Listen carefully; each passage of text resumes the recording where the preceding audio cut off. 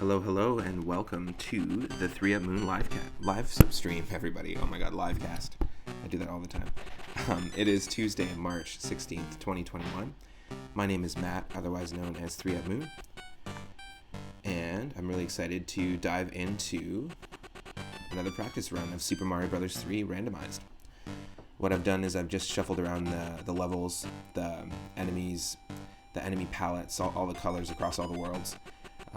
The sub-levels, so all the warp pipes, all the power-up blocks have been shuffled around. I think every single brick with anything in it, so coins, power-ups, one-ups, that sort of thing. And it's something I've been practicing for a while, just doing practice runs to get good enough to eventually enter a race or do a multiplayer stream of a randomizer race of this game. This and Super Mario World and Link to the Past are all games that I've been trying to practice in a random fashion and see if maybe we can't do some multiplayer streams. Hey Mike, welcome to the stream, the 3 Up Moon experience. Nice. Hope you're having an awesome day. If you're watching after the fact on YouTube, consider clicking that subscribe button. I've got a playlist for every single series that we do. You can see every single Super Mario Bros. 3 run, especially the randomizer runs, and I basically upload every single stream in full. So you can catch me there. Otherwise, I stream from 1 p.m. Pacific onward. We're listening to music from Wario Land 3 on Game Boy Color. And it'll just be a second here, and I will pull up the game, and we'll get started.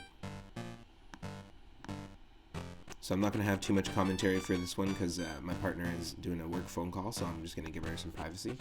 So it'll just be the game and the game audio, but let me know if I need to tweak anything in the audio at all. And yeah, thanks for tuning in.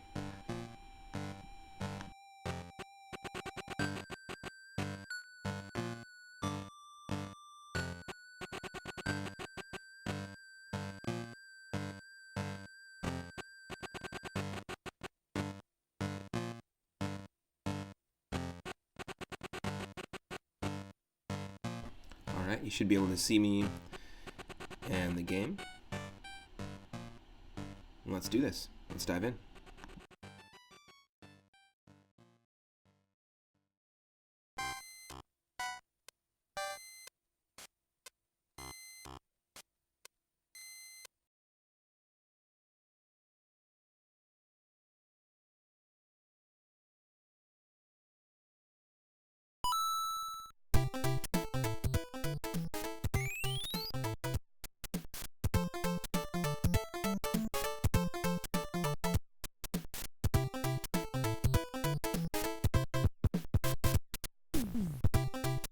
So as you can see, everything's going to be shuffled around from palettes to...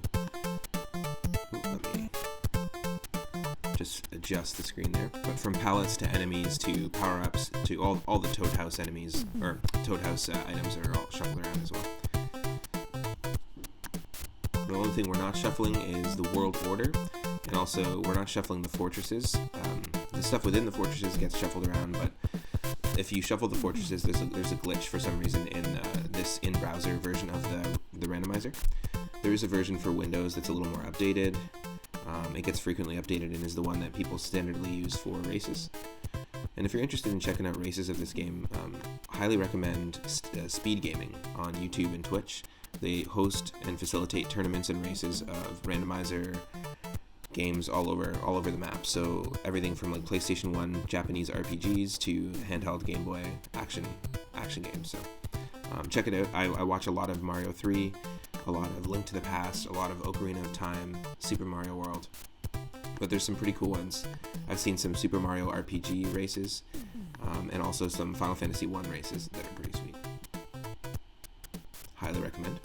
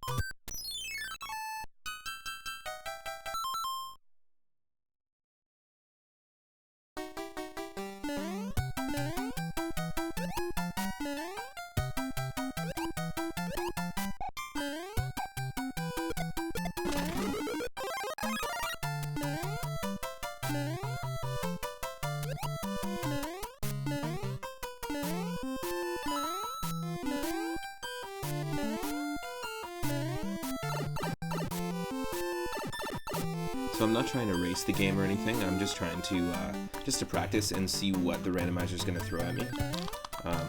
Just a casual hangout stream to start the day. I usually do a warm-up stream of something Mario related. And yeah, I've been able to beat this. I haven't fully timed it, but in roughly just under 3 hours, I've been able to do a randomizer run. And that's without skipping any, like I'm stopping for all the toad houses. I'm stopping to basically do any the concentration or the card match game. That's another one I always stop to do. But in the case of a race, I obviously wouldn't necessarily try to play every single level, but in the practice runs, I always try to play every level, just to get a little bit better at what it can throw at you. Because even in, like, it doesn't matter how much experience you have, I feel like even in a randomizer race, like you never know what you're gonna run into, you know? Like that.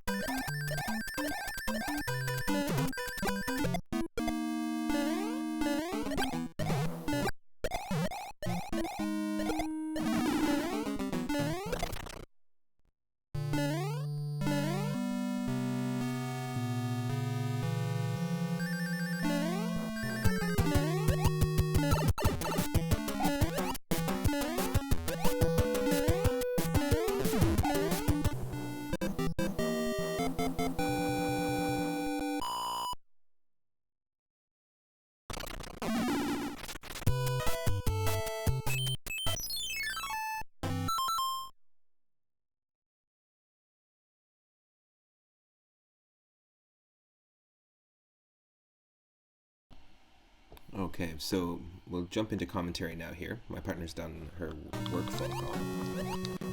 But yeah, this has been pretty crazy so far. I'm sorry about, I just want to say right away off the bat, I apologize for the god-awful color palette that's going on specifically in the overworld of World 3. Sometimes it glitches out. It's the only world that does so. This is going to be terrible.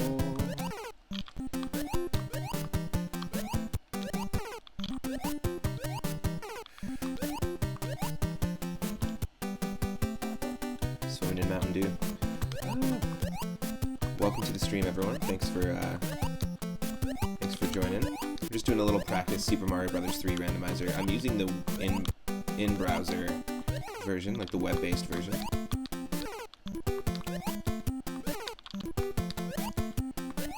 And so there's a few things that we're not doing, like we're not getting rid of auto-scrollers like the typical randomizer does. We're not shuffling fortresses, because if we do, we can get soft locks.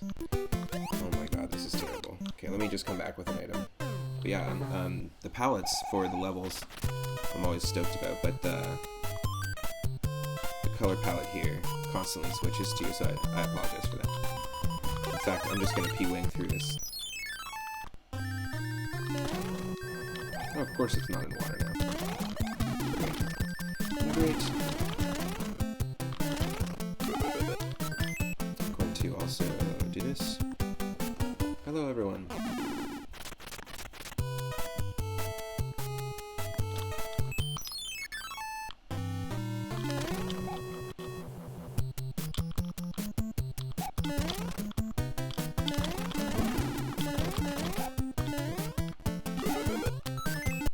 And I usually do like a warm-up stream every day, around 1 p.m. Pacific. It started a little later today, but usually do like a practice stream of this, Super Mario Bros. 3, Super Mario World, or Link to the Past. There are 3 games that I want to just get better at dealing with what's thrown at me, so that maybe we can do some multiplayer.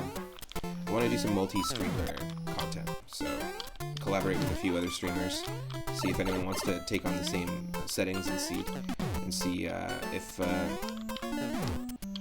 you know, like specifically I want to do a race with a fellow streamer who's also a Super Mario Bros. 3 speedrunner. I'm not a speedrunner at all, but they are. But I think it'd be really interesting to see that.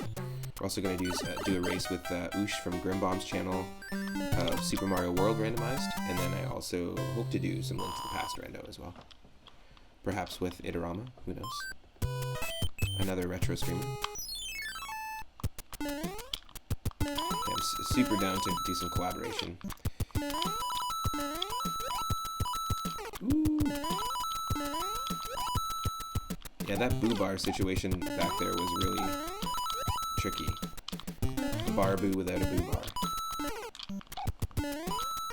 Whew.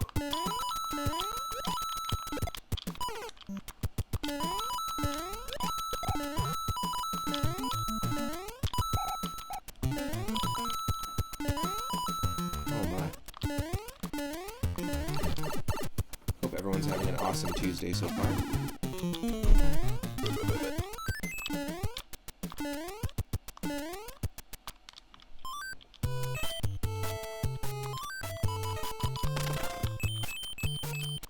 Just gonna only go for the toad houses here. In a race, I probably wouldn't go for anything. Oh, whoops. I didn't mean to do that. In a race, I probably wouldn't go for anything unless I was absolutely needed some power-ups. And you can get into that situation pretty easily, but we have some decent power-ups right now. But just because we're casually just hanging out.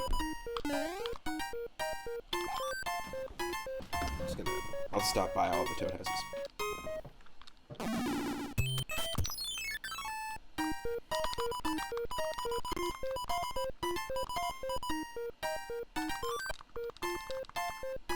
Now, I don't have splits or anything for this, but eventually I'll get to setting that up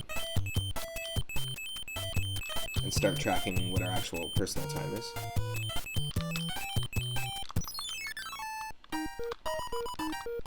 Yesterday I had an awesome stream with my partner Michelle. We were both streaming our co-op playthrough of Mario Golf 64, and we were able to unlock a new course. So we unlocked Koopa Park, which was really fun. We tried playing as Wario, both of us, and it was awful. It was god awful. Really, really tough to control Wario shots in that game. Ooh, look at this. Lavender Hills. Little D12 reference, little purple hills. Ooh.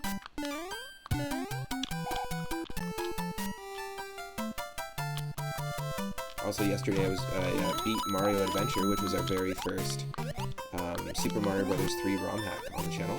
There's not a lot of Super Mario Bros. 3 ROM hacks out there, and that one came out in 2004. It was pretty fantastic. It had a lot of really, really cool features added to Mario 3. Highly recommend it. We're going to be playing a handful more, but there's really only a handful of Super Mario Bros. 3 ROM hacks out there. And I think it's because the resources available in order to actually like create a level and edit the game are a lot slimmer than what you got for like Super Mario World. There's Lunar Magic, which is a program that allows you to edit the levels and all sorts of stuff: graphics, music, text, overworld.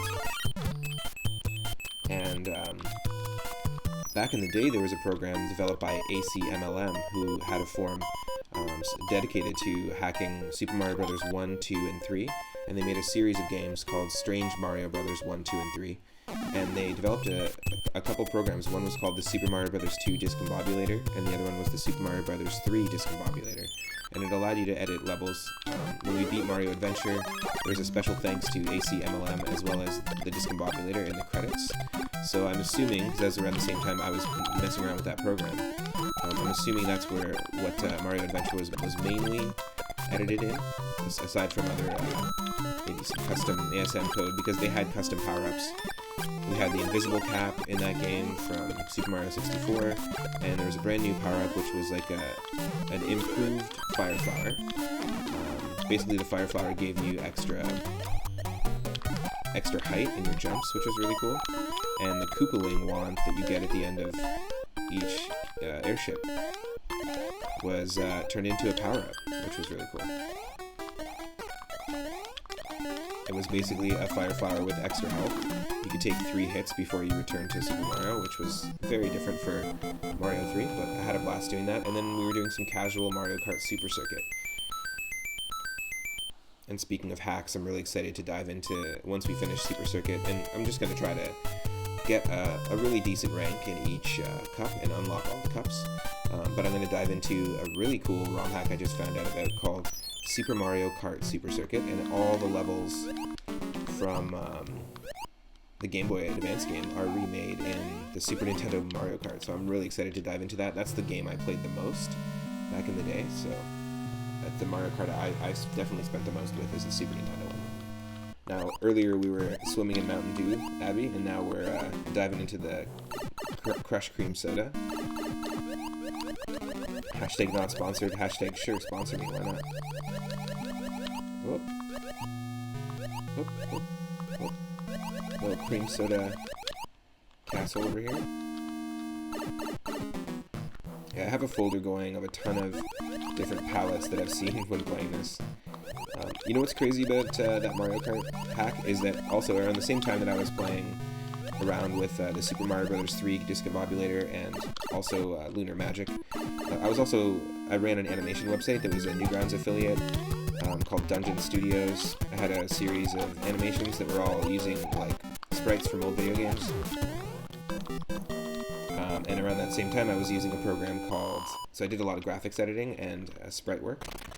I worked with the Spriter's Resource and things like that, and one of the things that I messed around with was this program, and I'm not sure if it still exists, but it was a program in which you could export the entire overlaid map of a Mario Kart track as a BMP into Paint, and if you were to use a certain color, like the code of the game would read certain colors, so I could actually paint out my own, in MS Paint, I could edit my own tracks and make my own tracks, and then just simply save over the file, and the game would work and actually interpret like where there would be an item block, where there would be a border, where there would be, like, in a ghost house level, a border that when you hit, it disappears, and then all of a sudden there's no railing in that section. Like, it was all tile-based and all color-based, so I had to utilize the exact colors that the game was looking for.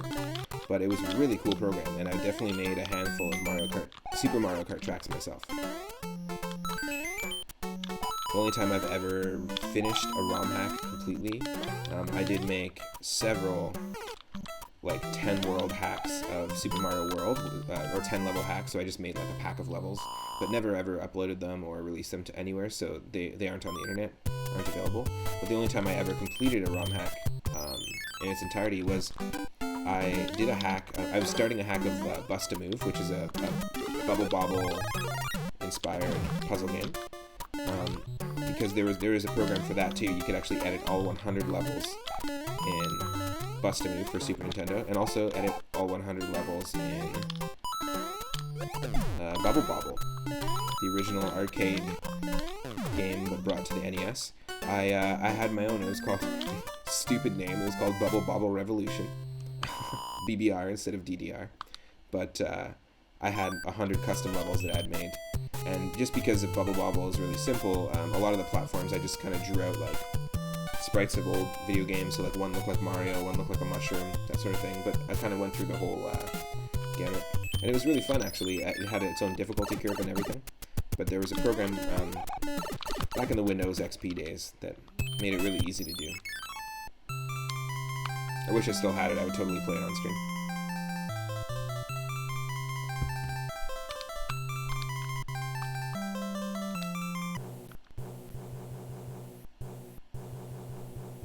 But yeah, the thing with that Mario Kart hack as well, Abby, that's really cool, is that, yeah, there's Super Mario Kart Super Circuit. I also found Super Mario Kart R, which has all custom levels and custom AI. So the AI behaves a little differently, a little smarter than what you expect with the original Super Mario Kart.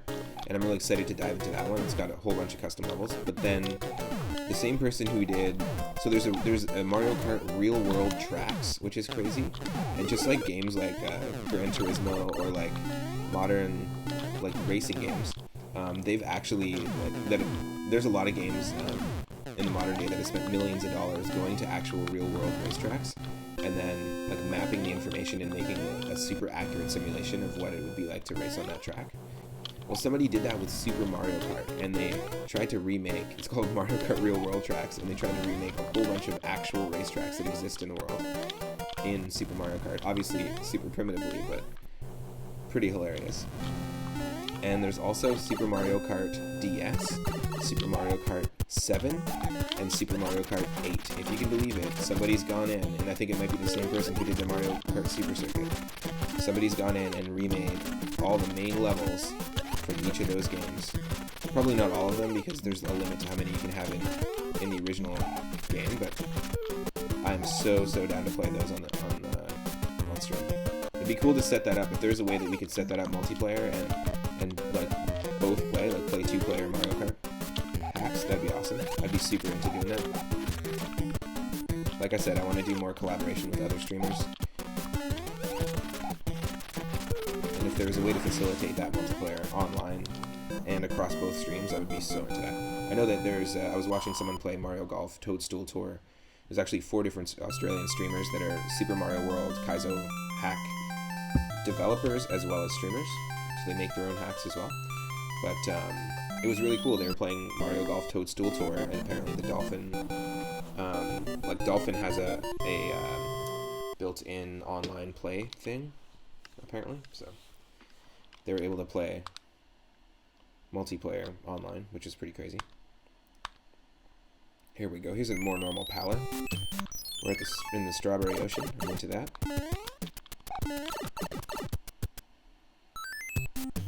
Totally into co-op streams, for sure. Strawberry Ocean and the Tangerine Pyramid.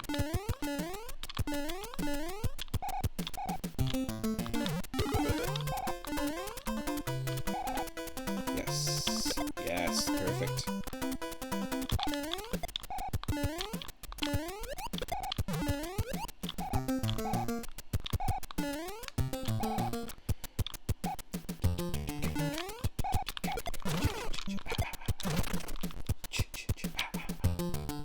Someone should remix this with the Friday the 13th theme song.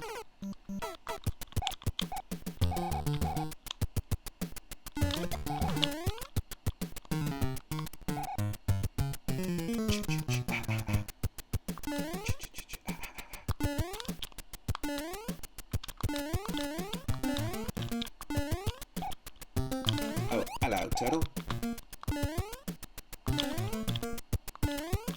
Funny stomping onto you here.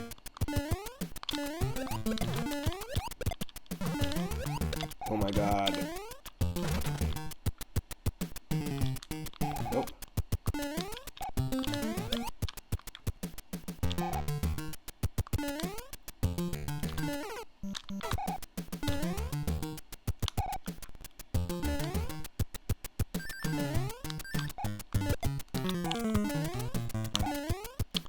Damn it.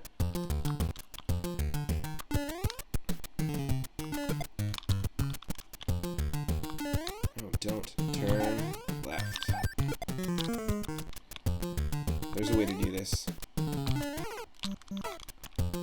Why is this so much trouble?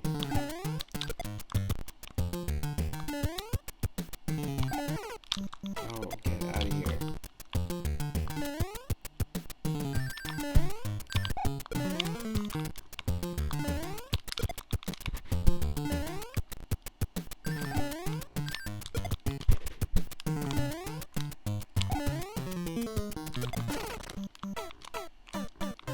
Oh, kill me.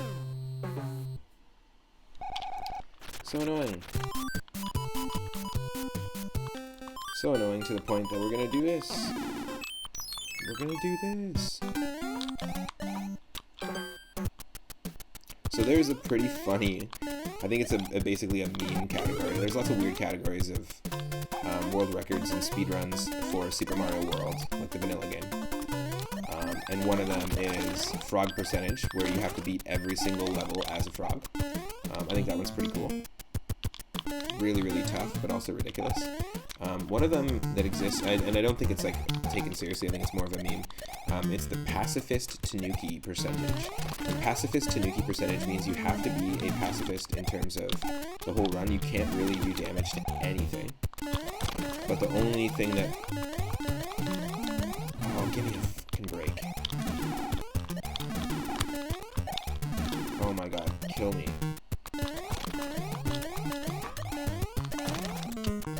You. Okay. Pacifist Tanuki, like I was saying, is basically you can't do any damage to any enemy. Unless it is with the Tanuki statue. And you can't hack in the Tanuki suit as like a power-up that you start with or stay with. You have to strategically only use the available Tanuki suits in the vanilla game. You have to use warps to do it. But yeah, it's pretty crazy. The only way you can do damage is with the Tanuki statue. So you have to use warps to avoid certain Koopaling fights, but also you can... Pretty much you have to hold on to the Tanuki suit for those Koopaling fights. It is apparently doable. I've been watching Dr. Trash Panda, who's another Super Mario Bros. 3 speedrunner, play it. It's pretty hilarious. Nice. Nice emote. Perfect emote for that sentiment.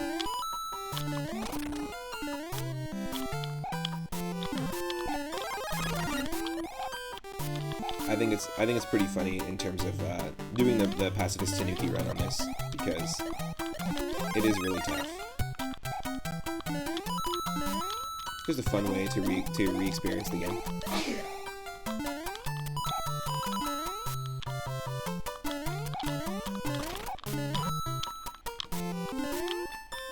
Oh no! It's amateur stuff. There we go.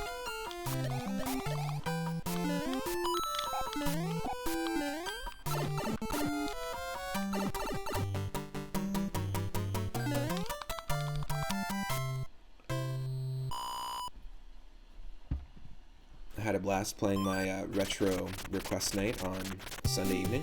It was really fun.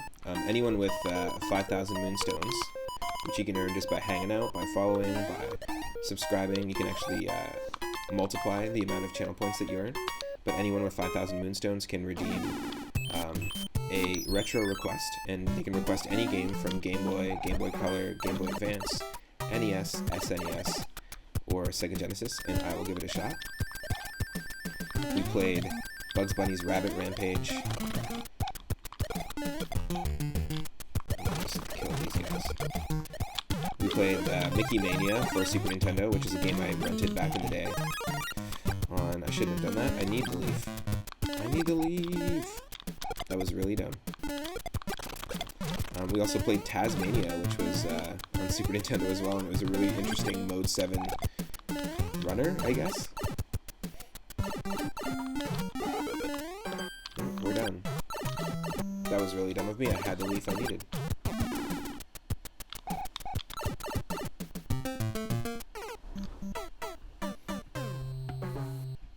But yeah, it was really fun, and we have 2 more games on the queue, but I'll be playing every single Sunday evening at 6 p.m. Pacific. I'll be continuing each game, and I'm giving each game like a fair shot. I'm not going to beat each one, but if I find a game that I really like, I might stop a little early in the retro request game and just save it for a playthrough series.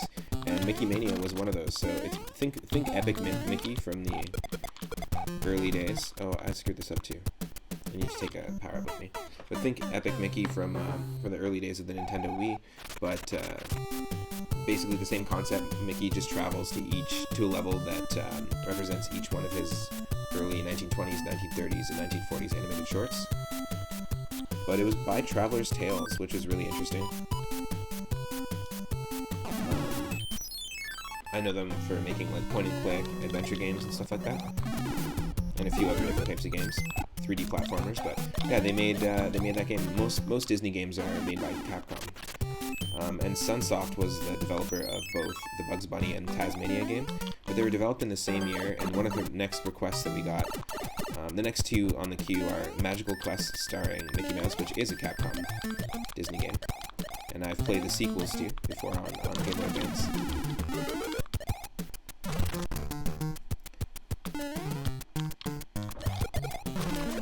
The other one is Porky Pig's Haunted Holiday, which is another Sunsoft game based on a Looney Tunes character from 1993. So, I've played that one before, I believe. We'll just have to see.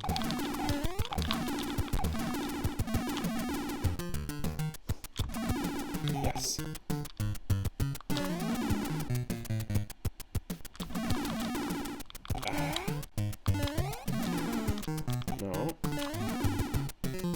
What?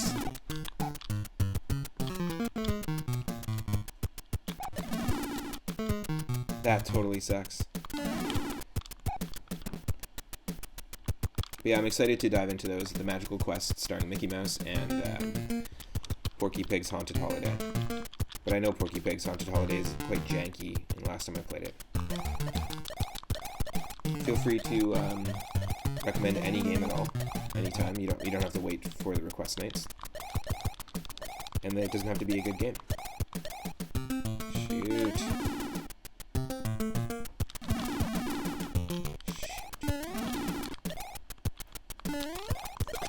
Yes.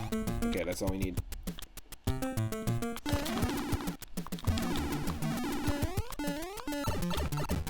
Whew. Really tricky. That enemy combination up there was real tough. You never know what you're going to get with the randomizer, so it's kind of the fun there.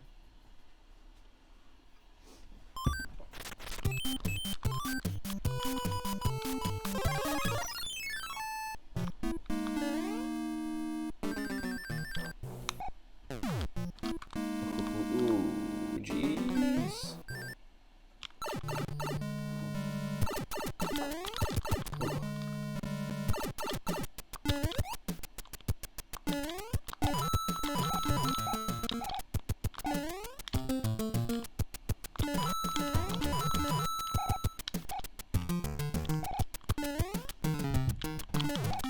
Yeah, it could be a game that you have fond memories of when you were a kid. It could be something that you just want to see revisited, or that you think, based on what you've seen me play, that I might enjoy. Could be a game that you're struggling with. right now, like to try to beat. Shoot. This might be a little tough. Just because of this fish here.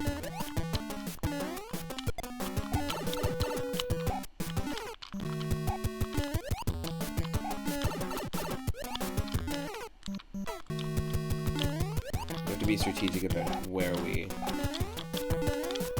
jump on the boom boom.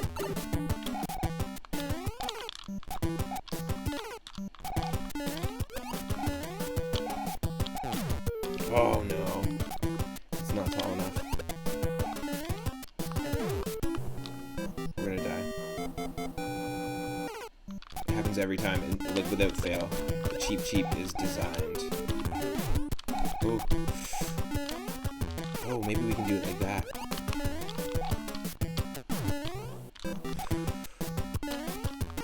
Okay, there's a way.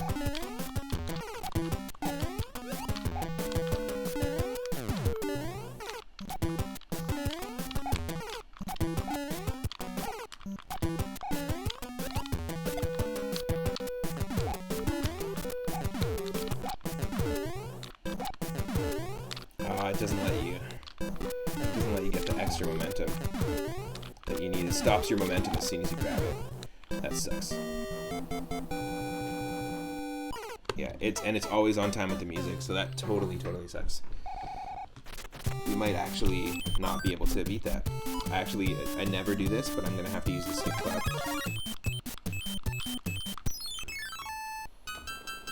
So if that platform was one tile shorter, then it would be possible.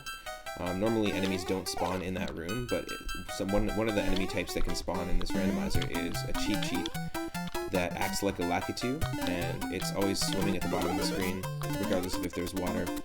And once you kill it, it will just keep coming back over and over and over very fast, like in a tenth of the time that a Lakitu will respawn. It's pretty crazy. And if that happens in a level that kind of just runs in, like a fortress level that just runs into the boom boom room. A lot of the boom boom rooms are on separate screens, but that one's included in the level. There's about three of the fortresses do that. You can get screwed over, and that's the one fortress of the three that has a platform that's one tile too high. It is doable to avoid the fish on the other two fortresses.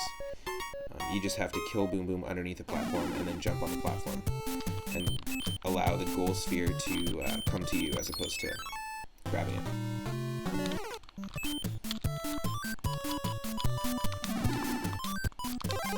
Let's just make this easy for us.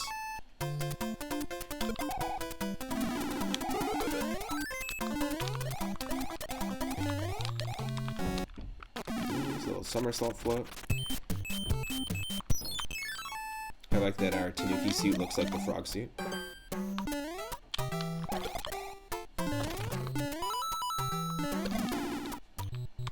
Great.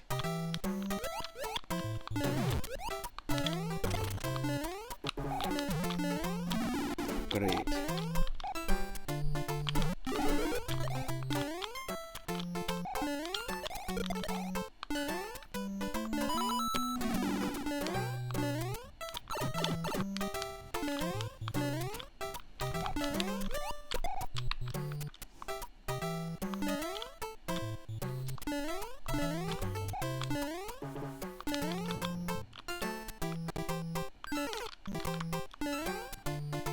Whew.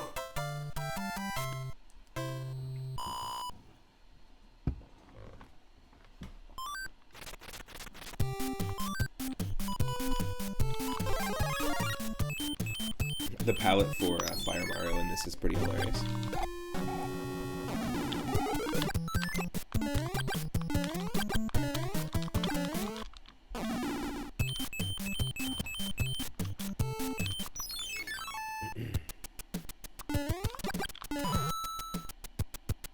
Had some fun doing some runs of Super Mario Bros. 1 Randomizer the other day as well. It just, it randomizes a little differently, and what I like about that game is that there's more of a chaotic randomization logic. especially with the bricks. So any item with anything in it gets randomized and shuffled around. And so I don't know, it just adds a little extra. It works a little differently than this, and it adds a little extra something to it. Also, any world can have any number of levels in Mario 1 Randomized. So it can have like 9 levels. Basically, it just keeps going until you reach a castle, and then each new castle that you find once you beat the Bowser in it, it'll just take you to a new world.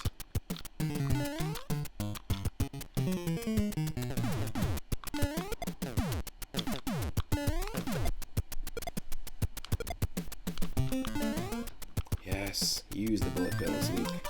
Use the bullet bills. Yeah, he's basically just a silhouette, the Fire Mario.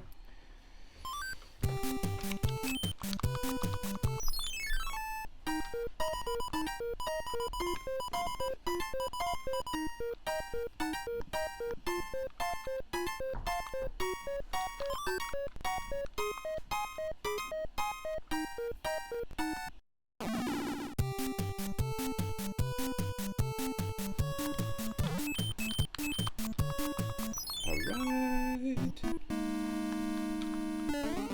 Fortress time.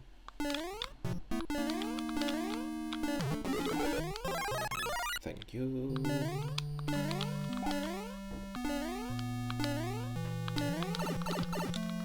Damn, that was dumb. That was dumb.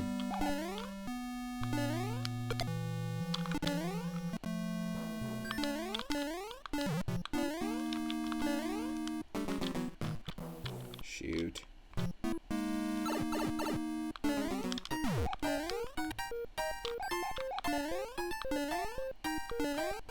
So this room can also spawn an enemy, but thankfully we didn't get that particular type of cheap cheap. What do you mean that particular type of cheap cheap? Hashtag canceled.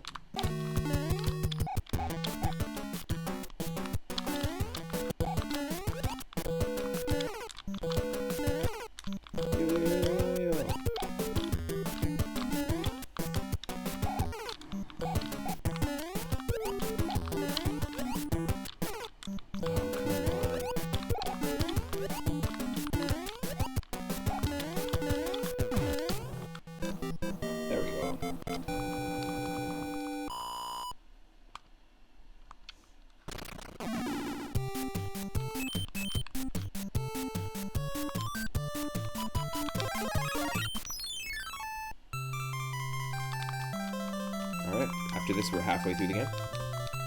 Pretty decent. Decent timing.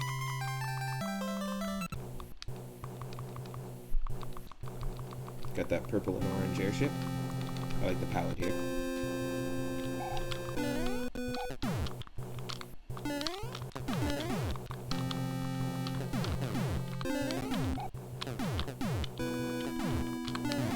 This is the World 1 airship that we're dealing with right now. So the airships are shuffled, it's just not the fortresses that shuffle. If we shuffle the fortresses, then when we beat them, the actual like bridges that are built and the locks that break, that open up pathways on each world's overworld, don't happen. So like basically you can soft lock. There's like 3 or 4 worlds where you can soft lock yourself. Now that doesn't happen in the more updated executable version of the Super Mario Bros. 3 Randomizer. So just don't use SSJ's Randomizer. So that's the one I have to use right now because it's a Mac and because of my operating system.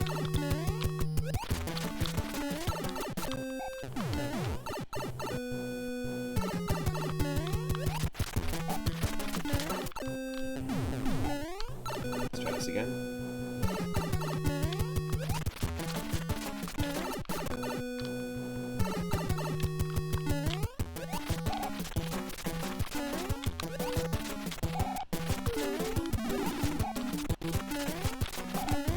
Also, the health of the Koopalings is randomized, so you may have noticed that one of them took 1 hit earlier, and one of them took, Wendy took 5 hits.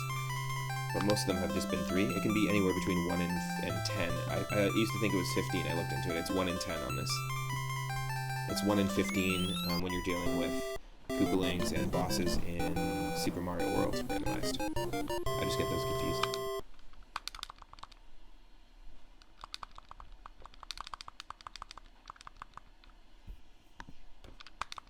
Nice. World 5.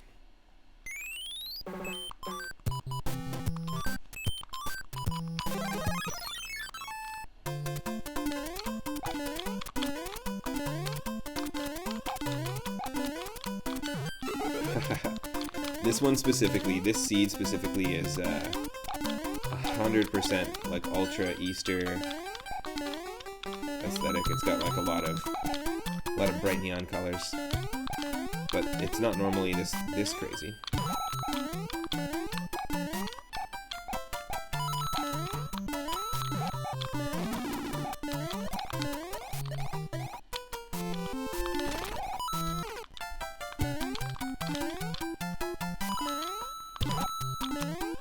And the overworld specifically is pretty messed up color-wise.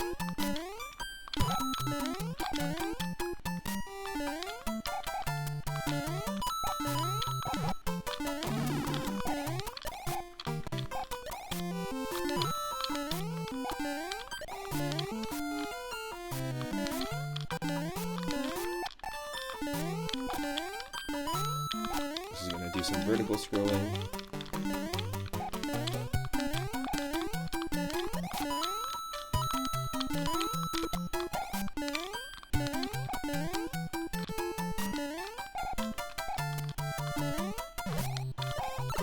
Okay.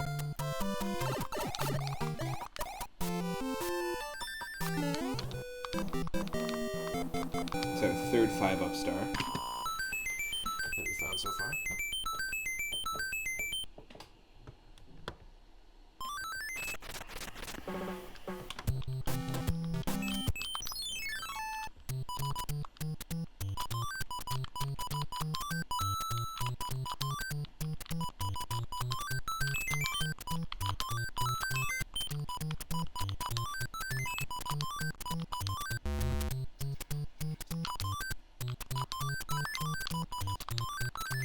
Nice.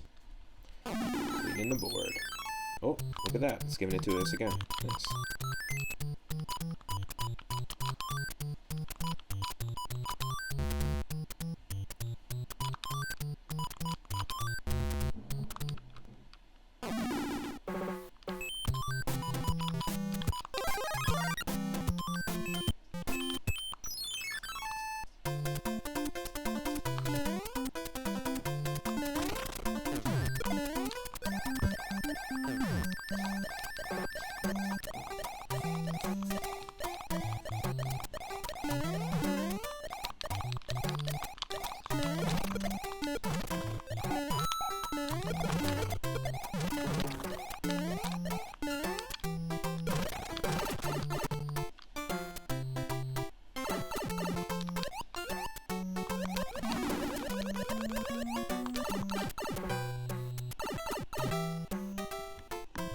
Okay.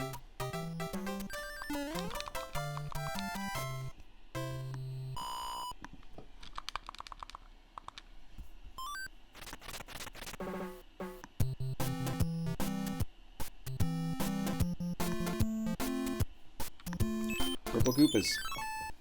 Seen some tangerine Koopas, some white-shelled Koopas in the randomizer. I like that the colors of the enemies also shuffle around as well.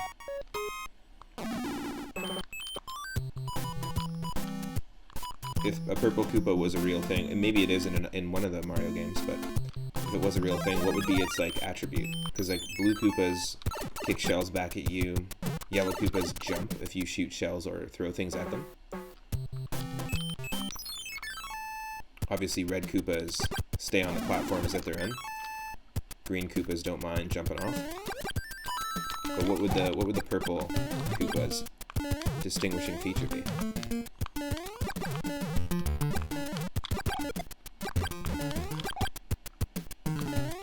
Maybe it could slide on the like in its shell, kind of like the blue Koopa shell in the new Super Mario Bros. Power Up, Or if you remember, like, those penguin-looking Zora enemies in Link to the Past. They do, like, a belly slide. Like they're on a slip and slide or something. Or they could block and reflect attacks with their shell. That'd be cool, too. They could just duck when you go to jump on them or something. Or, like, use it as a shield. I have a feeling, though, there's probably a purple Koopa in something like Paper Mario, like the Paper Mario series, or one of the RPG games. But that'd be really cool.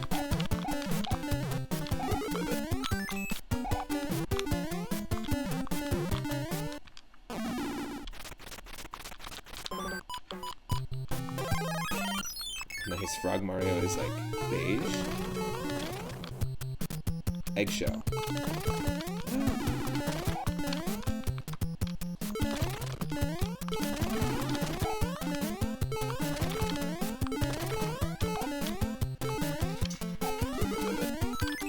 Nice.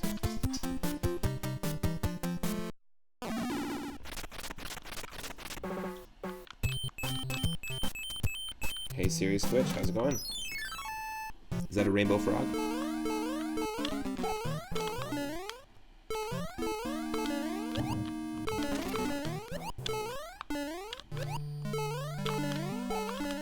A rainbow frog!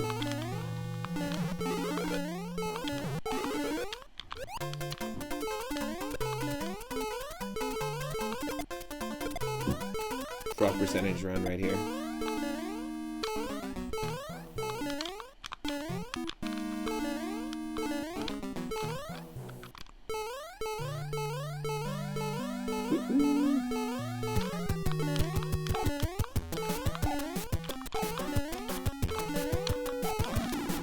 Okay, screw that. So hard to do that.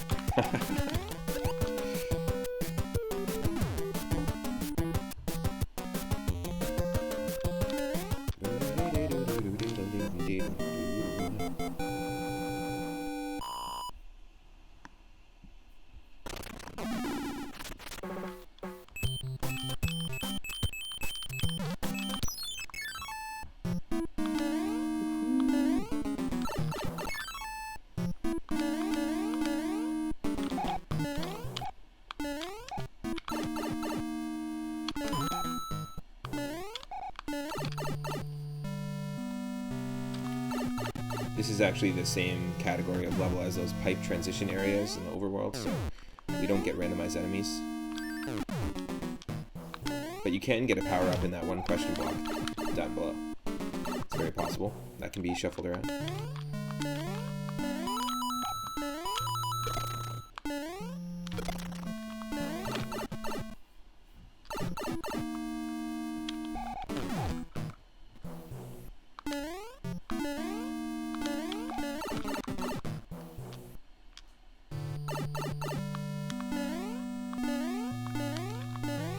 Is the game audio level okay?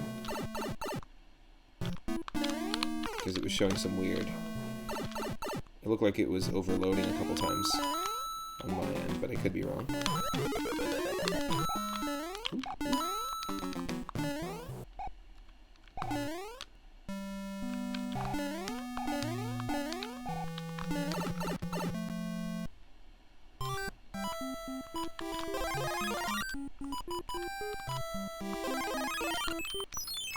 Invincifrog. Thanks. Thanks for letting me know. Frog on an ice level? That's a terrible idea. How's it going, Craig? Welcome. Welcome to the stream.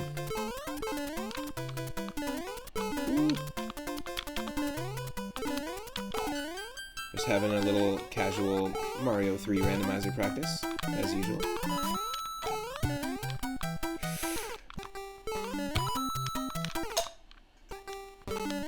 Really, really tricky to deal with the frog and ice physics. Just gotta commit.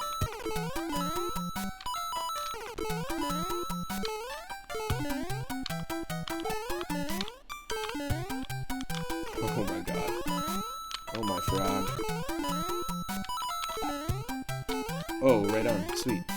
Thank you so much. I appreciate that.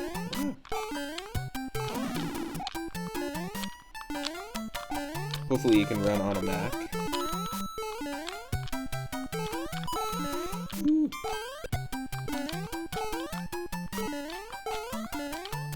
Haven't checked my Discord in a little bit, so... Ooh. That was weird, we glitched out to have small Mario on our head there.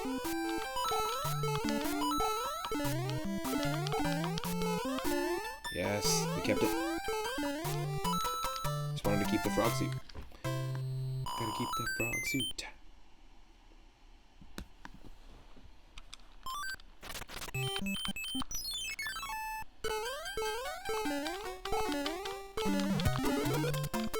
Nice. I was watching, Craig, I was watching Dr. Trash Panda stream the other day, and yesterday he was doing a pacifist Tanuki run. Have you ever heard of the pacifist Tanuki percentage of Super Mario Bros. 3? The only rule is that you can't do any damage to any enemy unless you're in the Tanuki statue form. But you can't go in and hack like extra Tanuki suits or anything like that. It's insane. Obviously you can't do that warpless because I don't know how many Tanuki suits are in the game, but not that many. So you have to use whatever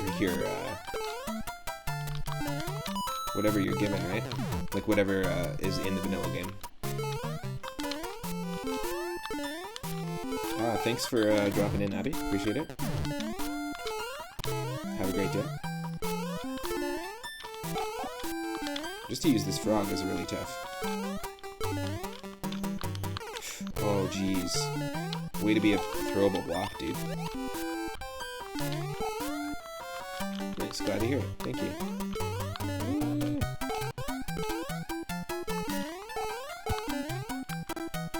This is really, really tricky.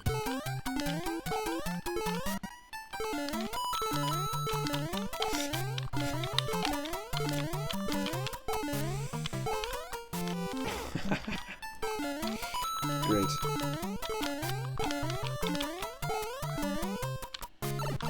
Yes.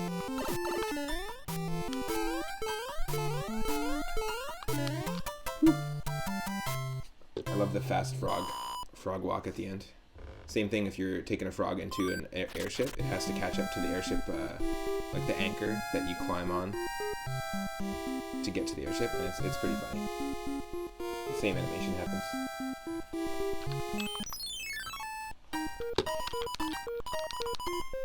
Pick a frog. Its contents will frog you on your frog. Okay. Leaf.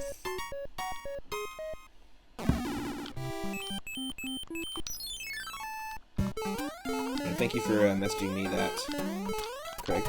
I'm excited to... I was actually just talking about it earlier on stream, about how I have a few plans to do a Super Mario Bros. 3 race online with you, and then also Mario World randomized with another friend.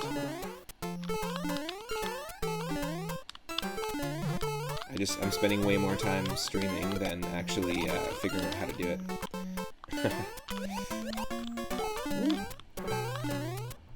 Yes! The only time that the Frog Mario runs normal. Damn.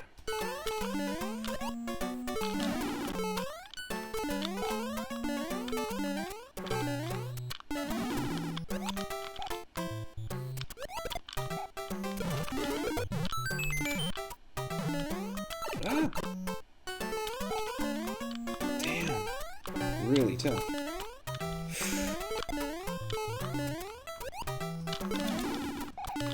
Super tough.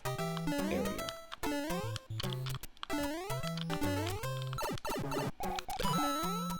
What? Give me a break.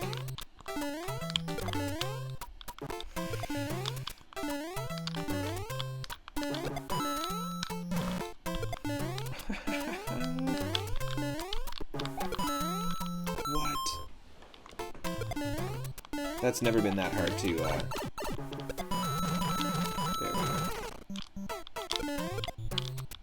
Wow.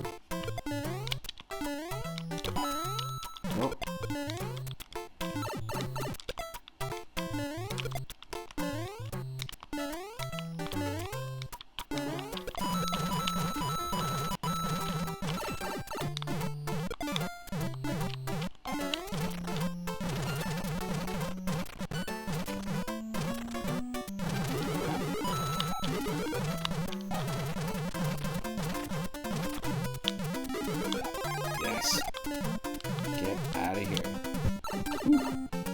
Whew. That was insane.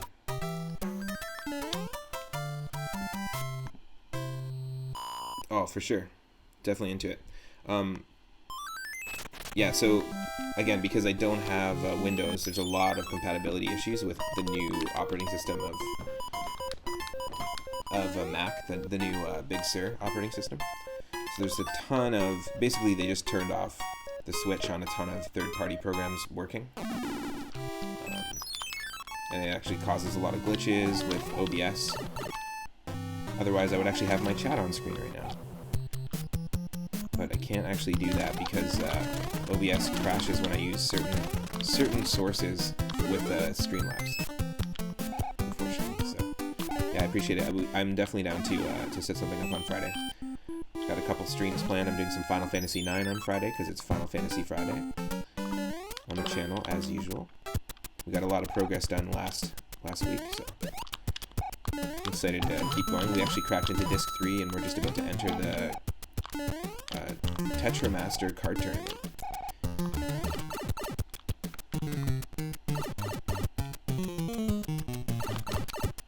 That's done. Got a little bit of lag there on my screen. I'm just gonna refresh something here.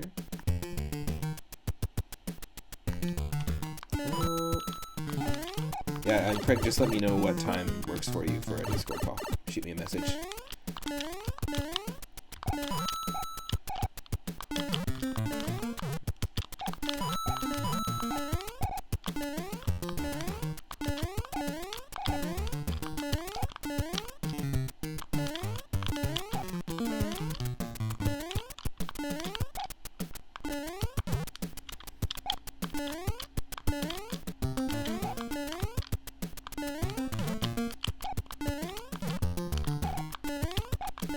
Yes. Getting better at that part. Such a tough one.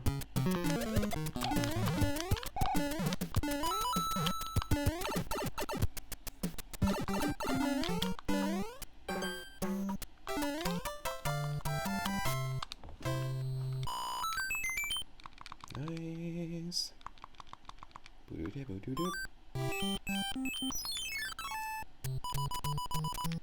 Yeah, I could do that. Which, so Eastern Standard Time, 5:30 p.m. I'm Pacific, so 3 hours before that is 2:30 p.m. I could figure out something like that. Definitely.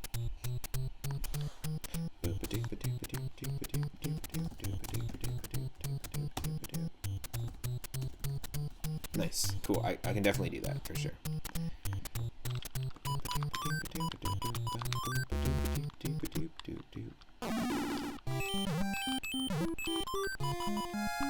P-Wing? Sure.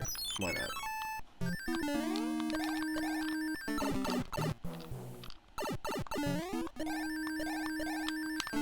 It's actually maybe a little tougher with the P-Wing, to be honest.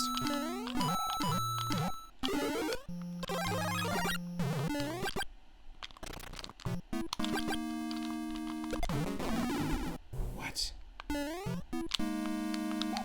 That doesn't make any sense. That doesn't make any sense at all. Ah.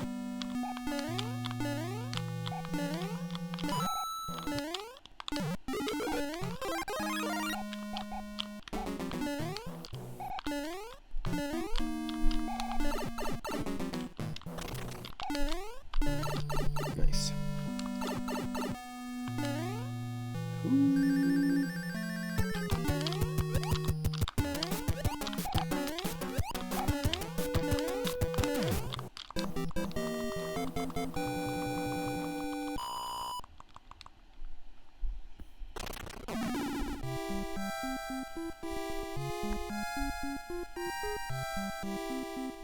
Yeah, I would be super into that as well.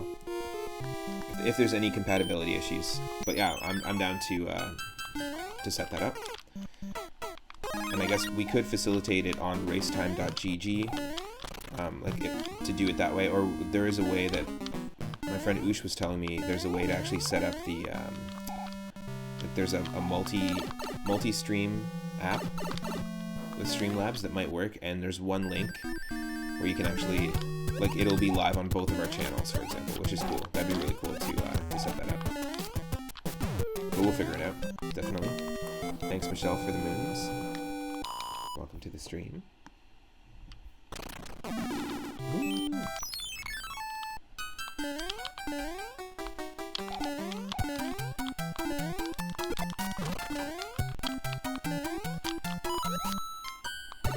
Oh, shoot.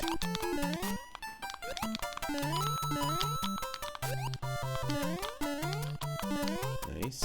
I'm excited to dive more into my Pokemon Leaf Green Randomizer playthrough that we started a week and a half ago. It's a Nuzlocke challenge, so it's quite tough, and we are 2 badges in, and that's our personal best on the channel. The goal is to not lose all of our Pokemon. If they lose all their health, they're insta like permadead, basically, so we have to get rid of them, or we have to deposit them in the PC and never use them again. And then if we lose all of our Pokemon, it's game over. So I've only ever been able to beat a Pokemon Nuzlocke challenge on Pokemon Fire Red once, several years ago. And yeah, it's been fun attempting it on the stream. We've done 5 attempts of Fire Red on the channel, but Leaf Green has given us some more luck. We have our starter Grovyle, which we started with as a Grovyle, and we have a Snorlax. Those are the only 2 Pokemon on our team. We lost about 4, and there was 3 encounters that we could have got, but we accidentally killed them. So we missed out on those. Ooh, no! I jumped too early. Thanks for the 3-up and the moon, Craig. I appreciate it. Ooh, double hydrate. Double hydrate from Michelle. I will get on that in just a second. Oh, I died, so I guess I'm doing it now.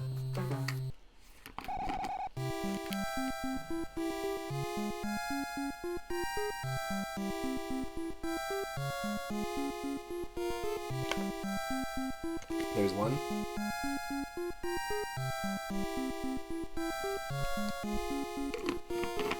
There's 2. If you got something to drink around you, take a sip. Ooh. So I know that the randomizer, I think it's Fred's randomizer for Super Mario Bros. 3. The randomizer actually will allow us to remove all the auto-scroll levels when we do the race, which I think would be really fun. Except this one can't be removed because there's vertical auto-scrolling.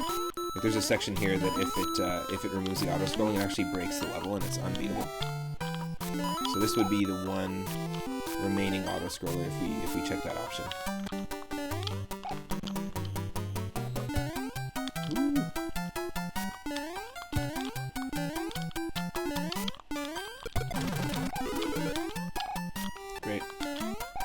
Great.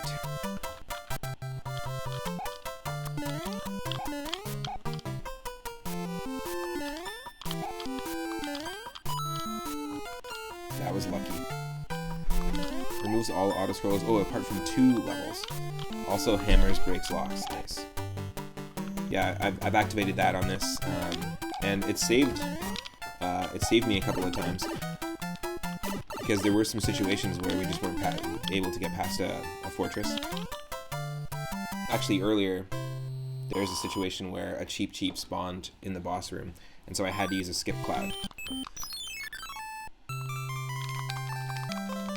In World 4, but not normally what I'd want to do.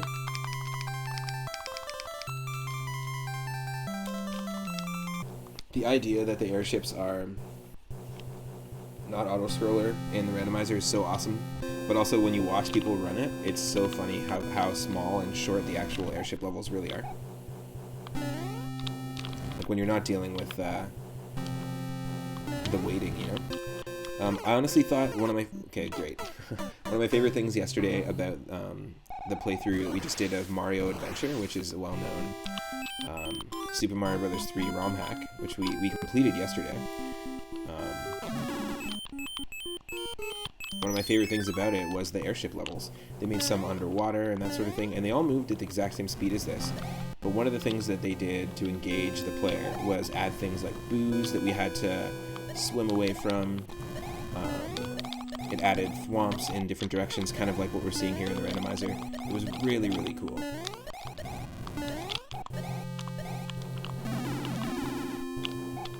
I highly recommend checking out Mario Adventure if you haven't checked it out already. It's from 2004, but it's been highly regarded as one of the best Mario Bros. 3 ROM hacks, even though there's only a handful out there that exist.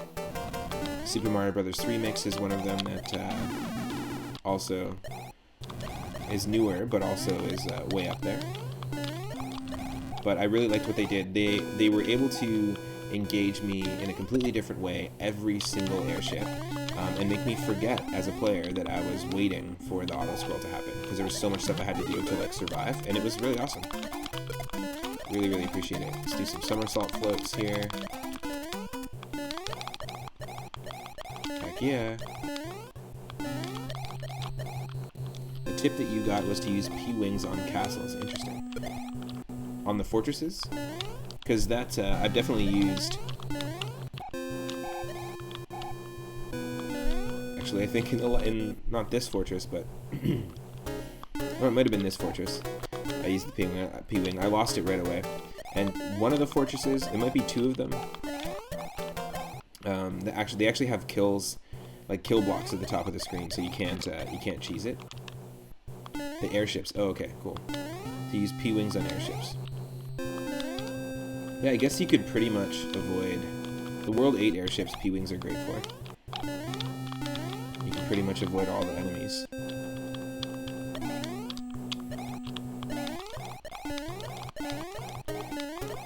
Like, I'm thinking about all the actual airships in each world. And yeah, there's lots that don't really have much going on. So you can easily avoid it. Nice wonk catch.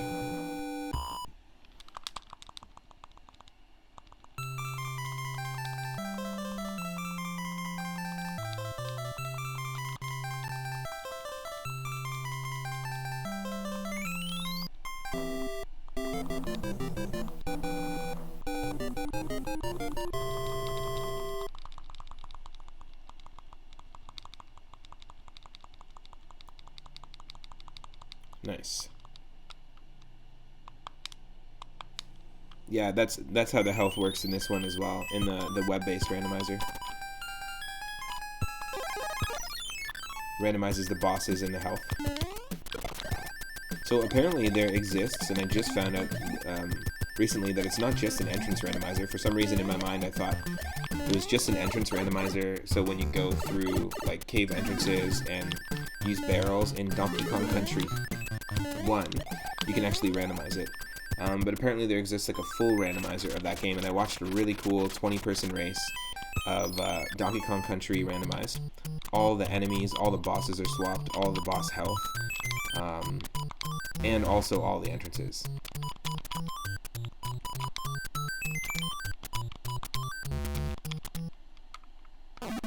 Pretty crazy. Now that's a game I haven't played the originals of in years. I'd love to dive into it. I'm not sure when or if I will. Maybe it'll be a retro request that somebody requests for my Sunday night viewer request streams. And again, just to remind people, you don't have to wait until Sunday to request a game. And you can request any game from Game Boy, Game Boy Color, Game Boy Advance, NES, SNES, or Sega Genesis, and I will give it a shot. I'll give it an honest shot. I won't necessarily try to beat it, but I might. Just depends on if I enjoy it or not. This Sunday we're going to be playing the Magical Quest starring Mickey Mouse, and we're going to be playing Porky Pig's Haunted Holiday, which is a terrible Sunsoft Looney Tunes game, but so was Bugs Bunny's Rabbit Rampage that we played, and you know, it wasn't unplayable at all, so I was pleasantly surprised by the games that we played. Don't play The Simpsons, it's jank and very hard. Which Simpsons game? Because I was watching a friend play Virtual Bart, was one that was awful. Just a series of mini-games. Bart versus the Space Mutants is really, really janky and super hard. I remember playing that one on NES. Also, Fester's Quest was a really difficult game. But Bart versus the Space Mutants reminded me of like a badly coded like Maniac Mansion, like a point and click adventure game, and reminded me of the adventure mode, like the main campaign mode of Skate or Die 2, and that was a skateboarding game I had on the NES. I think what I'm gonna do is I'll do a nostalgia NES stream, specifically playing a bunch of games, retro games that I had as a kid, that I spent hours playing. So that'll be some Double Dragon 2, The Revenge, that'll be some Skate or Die 2, some Blades of Steel. Both Blades of Steel and Skate or Die 2 have hilarious compressed voice clips. Skate or die, da da da da da. Skate or die, da da da da da da. So funny, like super 80s, super cheesy. Or Blades of Steel.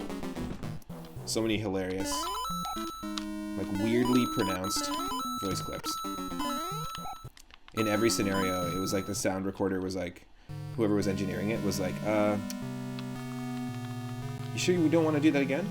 And they're like, no, we got it. We got it in the first take. All right. Okay, your second line. Congratulations. That's from Mario Kart Super Circuit. Pretty funny. But yeah, those two for sure. Double Dragon 2, The Revenge. I'll be playing. I'll play The Adventures of Bayou Billy. It's a pretty crazy platformer. Really, really tough. I had it as a kid. I'll also play Airwolf and 1942, which are just top-down shooters. They're airplane top-down shooters. There's a handful there. Wheel of Fortune and Jeopardy on NES were staples. RoboCop 2 on NES was also a staple. I'm going to omit Mario Brothers 1 and 3 because I play that a lot. And I play a lot of different versions of those games. But those will all be on the list there. There's a ton of different games. I also had Double Dare, which was an MTV game show from the 90s, or in the 80s, and I had that on NES, talking game show carts. Trying to think of what else. Yoshi's Cookie is going to be saved for our puzzle streams. I've got a handful of puzzle games I'll be playing. But specifically those retro NES ones, I really want to dive into the ones that I played that were kind of obscure, that I just happen to have in my collection, you know?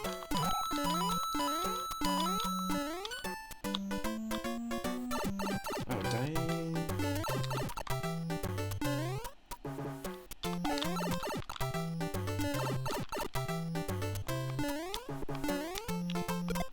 Speaking of game show streams, if you're into game show games, especially the retro ones, you should definitely check out Itorama's channel, Itterama. He plays a lot of different ones on Super Nintendo, N64, NES.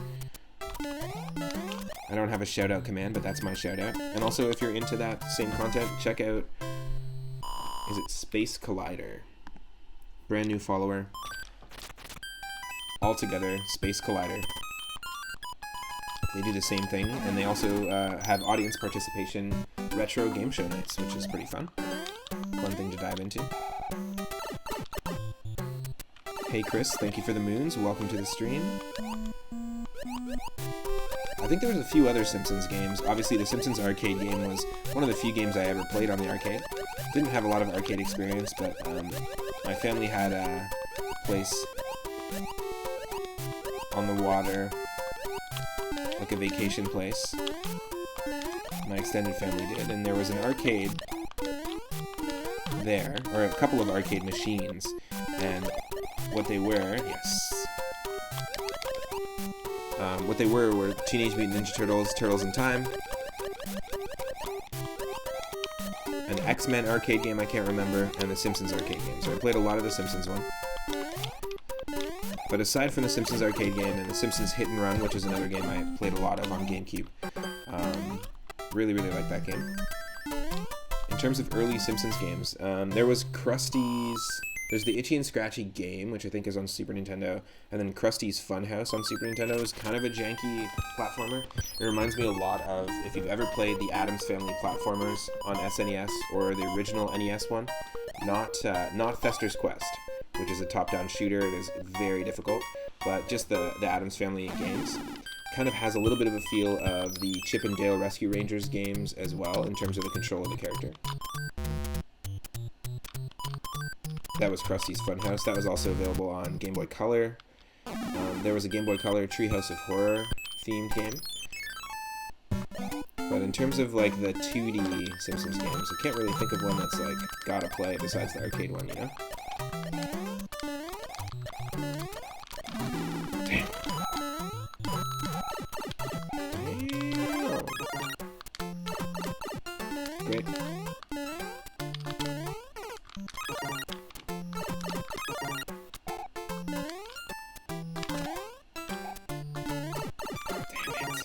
Terrible.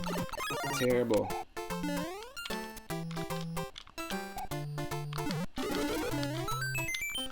"42 lives. Shout out to Douglas Adams. Oh.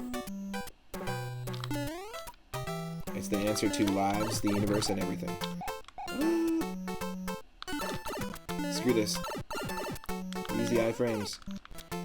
Use the iframes. Get out of my life. Just too many enemies for the iframes.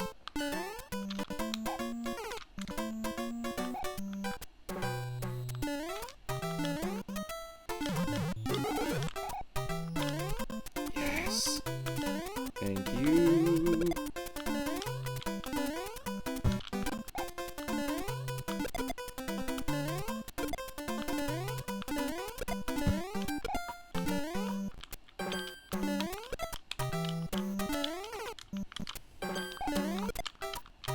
This is tough.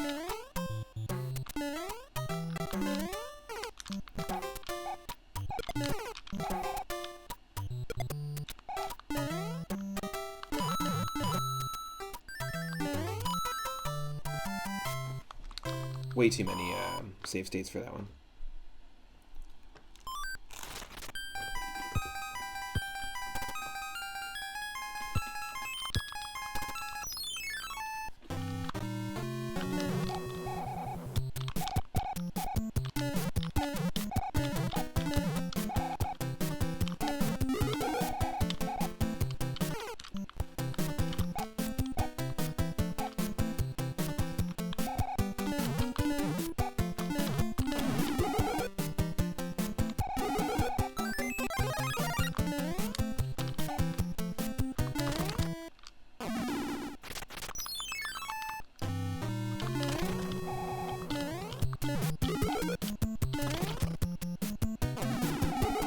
What in the randomizer is going on in here?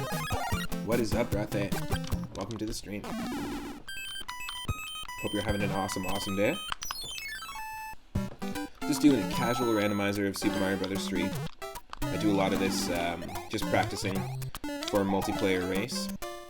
And I watch a lot of people play it randomized. But this game and Super Mario World and Link to the Past are ones I've been practicing on the channel a lot. We beat Mario Adventure, the very first Super Mario Bros. 3 ROM hack I played on the channel. Beat it yesterday. Had some really fun Mario-related streams. I was doing some Mario Kart Super Circuit, Game Boy Advance, and then me and my partner Michelle continued our co-op playthrough of Mario Golf 64, unlocking Koopa Park, which is the second course.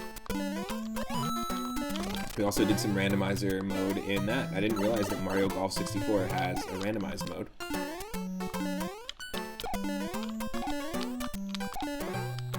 But it does. It's called Club Slots mode.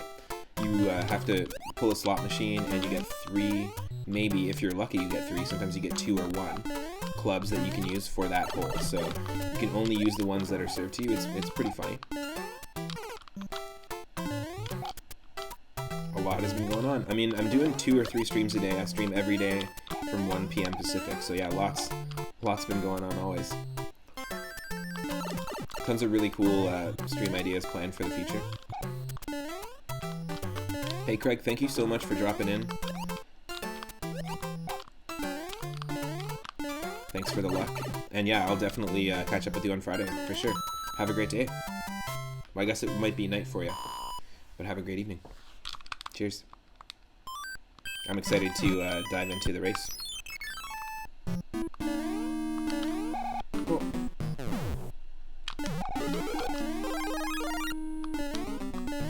So I was thinking about doing some Pokemon Stadium 2 Randomizer later today as my second stream for the day, but I'm pretty open. There's that. There's also the Curse of King Boo, which is a hack by a friend of mine, Parahack64. He's currently working on the sequel, and I started watching him on stream make his sequel to his first hack, and I started his first hack a couple weeks ago. It's called the Curse of King Boo, and it's real tough. He's thinking about that. We could also continue our Link to the Past randomizer run as well, where we've got 3 or 4. It's our very first randomizer run of Link to the Past on stream, and we've got 3 or 4 dungeons. I think maybe 4 Dark World dungeons left to get crystals, and then we can go take on Ganon.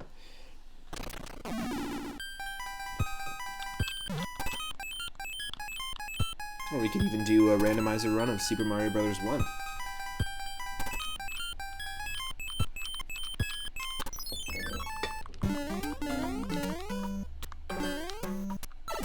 I'm super open. If anyone has any suggestions or wants to see something specific, just let me know.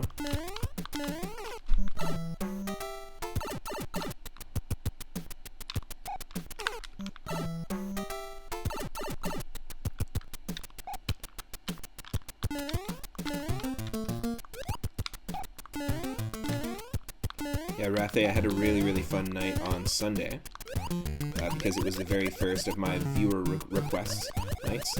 So I've been seeing it on a lot of people's channels that they do like retro requests. And so I started, there's a redeemable reward in that channel now where you can request a game for Game Boy, Game Boy Color, Game Boy Advance, NES, SNES, or Genesis. And I will play it. I'll give it an honest shot. I won't necessarily beat it, but I might. And every Sunday at 6 p.m. Pacific, I'm going to be diving into that. And we played 3 games. 2 redeemed by Stegosaurus McCartney, and 1 redeemed by Oosh of the channel Grimbot.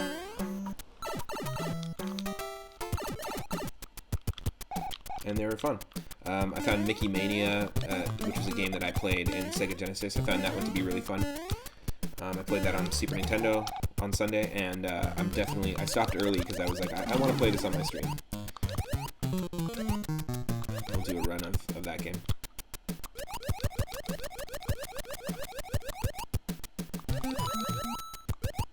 But yeah, feel free to recommend any game, and you don't have to wait till Sunday to do it. Could be a game that you like, a game that you don't like, a game that you're struggling with, a game that you have a lot of nostalgic association with.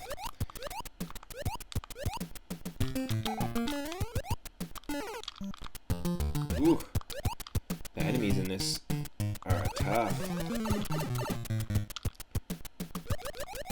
That was stupid. I didn't even see the piranha plant. Didn't even run. It wasn't that bad, actually, in terms of the control.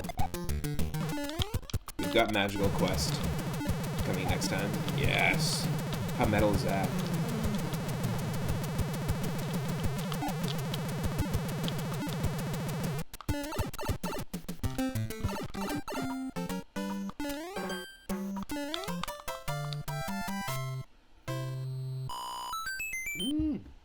One second.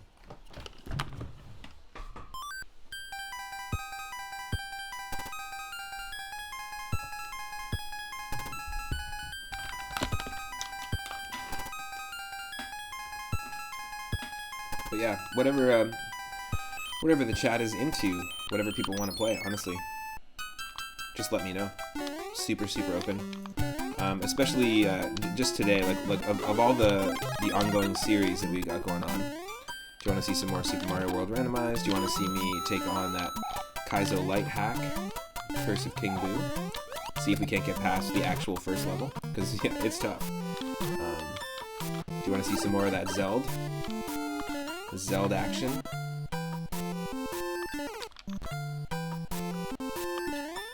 Do you want to see me take on a little more of Super Mario Bros. X, which was that fan game where you can play as Mario, Luigi, Toad, Peach, or Link from Zelda?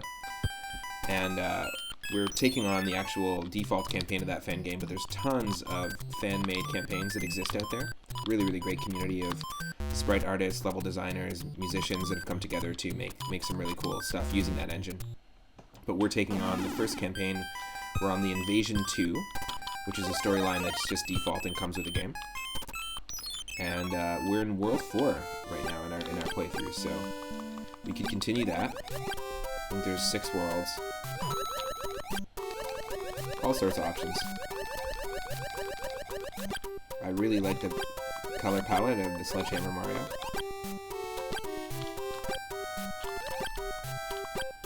Yo, get out of here. Get hammered. Get hammered.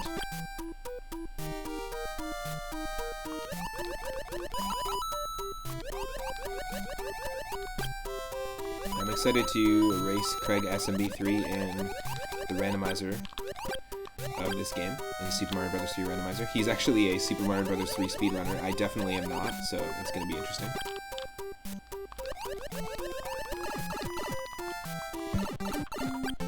I mentioned it a few streams ago. Was it Super Mario X is the one that I mentioned a few streams ago? Probably.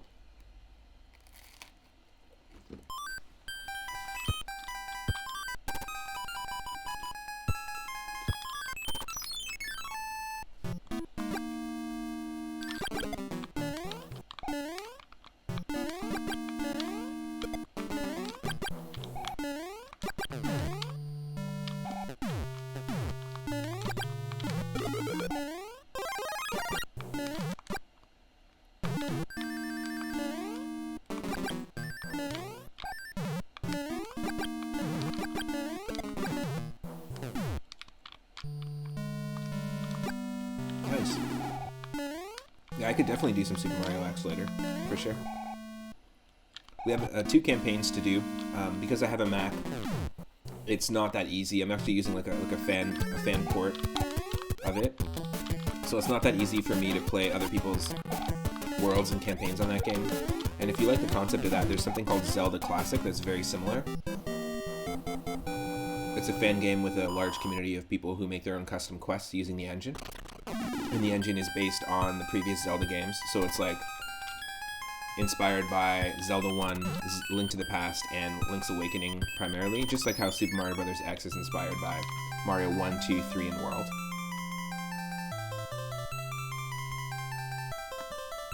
But I can only really... I've actually had several people reach out to me and who make their own campaigns on Super Mario Bros. X and ask if I could stream their campaign, their story. And I would be super open to doing it, but I unfortunately can't just because I am using a Mac with limitations because of the new operating system.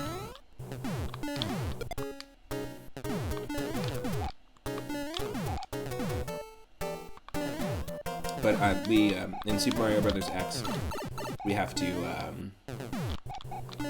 finish the Invasion 2, and then there's a whole other campaign called The Princess Cliché.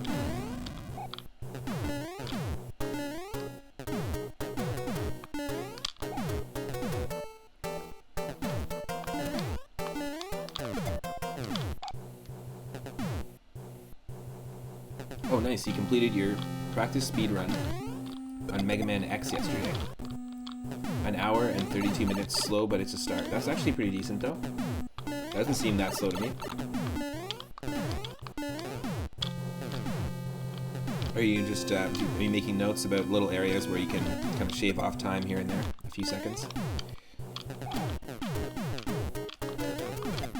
You can give your personal best a haircut.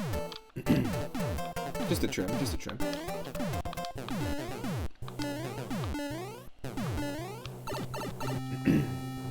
There's lots of great fan projects out there. There's lots of great ROM hacks out there. And lots of just great retro games in general.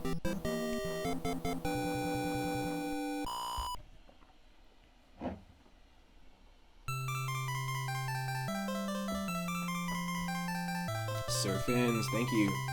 Just took a sip of coffee, just took a sip of an amazing fresh smoothie that I'm sharing here with my partner Michelle. And now we got that hydrate. Join in. Welcome to the stream.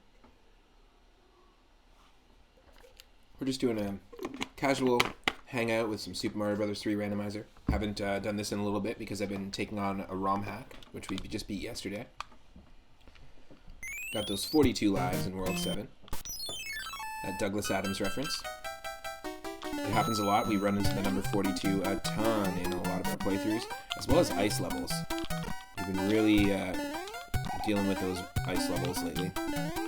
So yeah, I think it's decided I'm going to do later today for the second stream of the day. We're going to do some Super Mario Bros. X, and we'll continue our playthrough of the Invasion 2. You can actually watch my first 3 parts of that playthrough up on my YouTube channel, and every single one of my streams is posted in full. So if you can't catch me live at 1 p.m. Pacific and onward every day, then you can watch me there at your leisure. Be getting a bunch of subscribers there, so I really appreciate the folks that are coming out, and also just watching the VODs.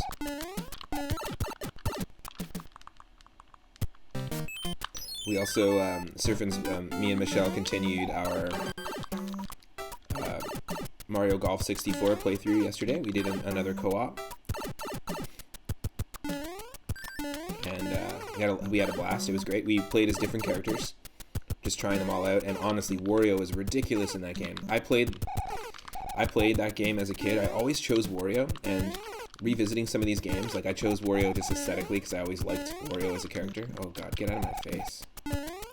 Get out of my fish. Fish face. Come on.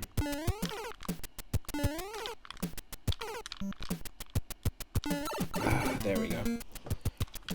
Yeah, we continued our Mario Golf playthrough, and we unlocked Koopa Park, which was one of the new courses, which was fun. And then we also did another run of the club slots mode, the randomized club mode, which was very fun. But we tried to use Wario, and he has such a crazy shot style. It was so difficult to get used to it. And as a kid, I always chose Wario because I just thought it was a fun choice. But revisiting Mario Kart 64, Mario Kart Super Circuit, games that I played as a kid, as well as Mario Golf, it's crazy how I even attempted to use Wario. It's like hard mode. And I remember as a kid just being like, I suck at this game. And like, that's exactly why. It's because Wario sucks. Ah. Whoa. Yes. Something's going on here. What a stupid game. Hold on. My screen just delayed big time.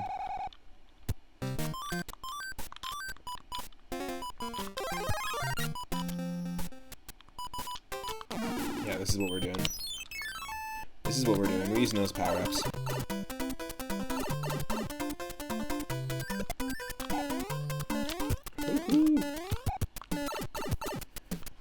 You still got to learn some of the tech, and also pull off all the Hadokens. And you're talking about Mega Man X. The spider boss in Mega Man X slows you down a bit, as well as filling sub-tanks before the final boss. It's a waste of 3 minutes. The jumping blocks are super random here, aren't they? Normally a desert level enemy? Yeah, they are. They definitely are. So these cheap are really getting in the way. Like, this is the worst thing we could get in this level is a cheap. Because, watch, it's going to come back in 3, 2, not even in 3, 2, 1. In 3.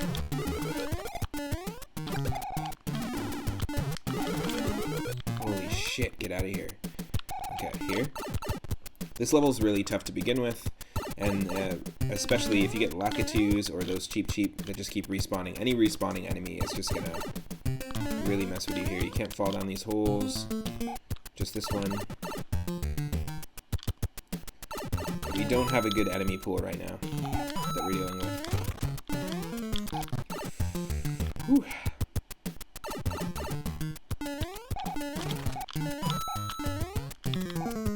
Oh, look at that. Dealing with a hammer brother up there really sucks.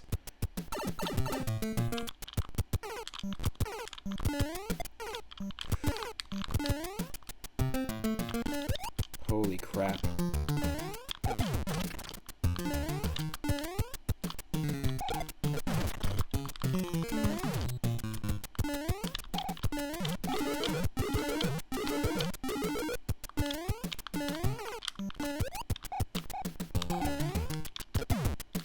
Oh, give me a break.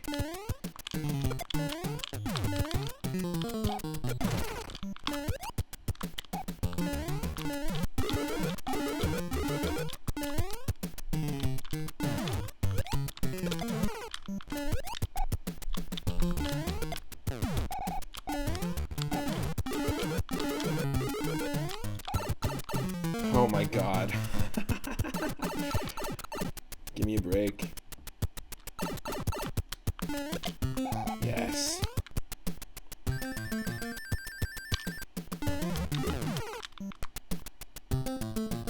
There's a giant sledgehammer bro somewhere.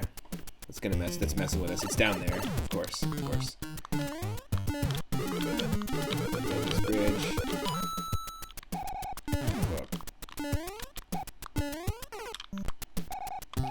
Come on. Getting hammer bros here is also terrible. What is happening? Yikes.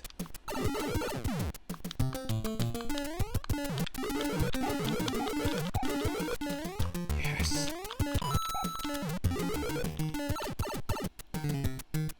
Just go this way.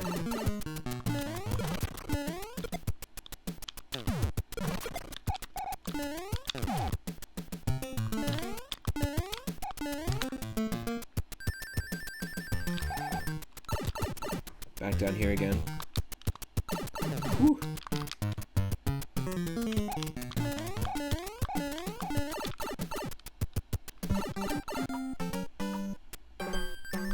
There we go. Wow. Ridiculous level.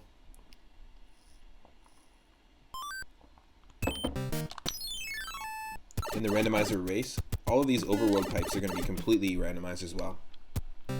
So we won't know. Neither myself or Craig SMB3 are going to know if we're taking the right path, you know?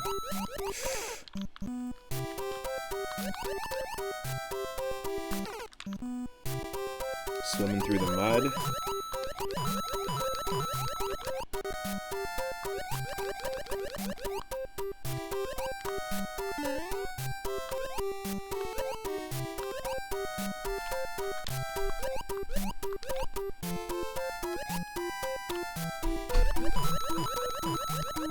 No power-ups. Okay. Let's see what you're trying to get me to do here. You can't jump on enemies underwater. That would have actually, if we were in the air or on land, that would have actually worked.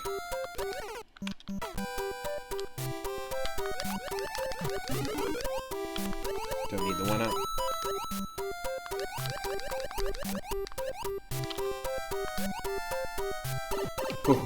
So close. Swimming in the Mountain Dew again. Boom. There we go.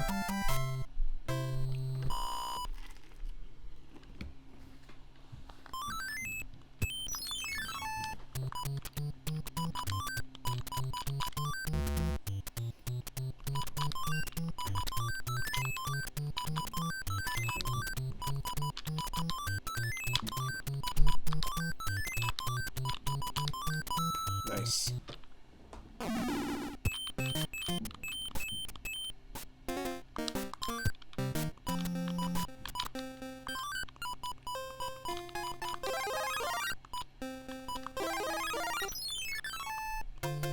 Might as well use those power-ups.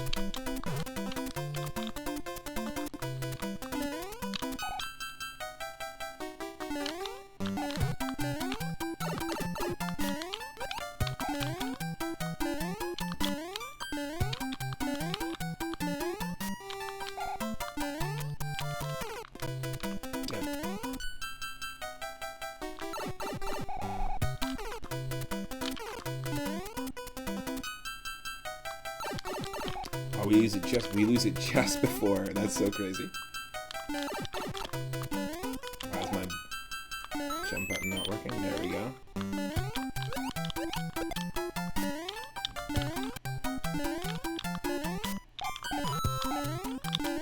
Whew.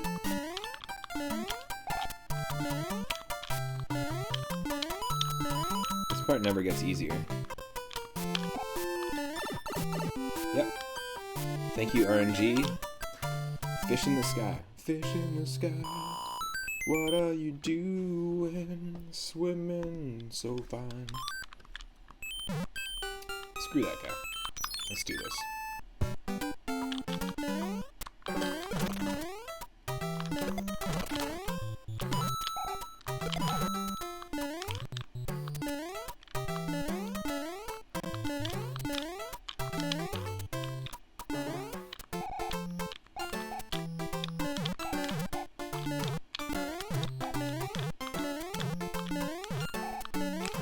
Woo.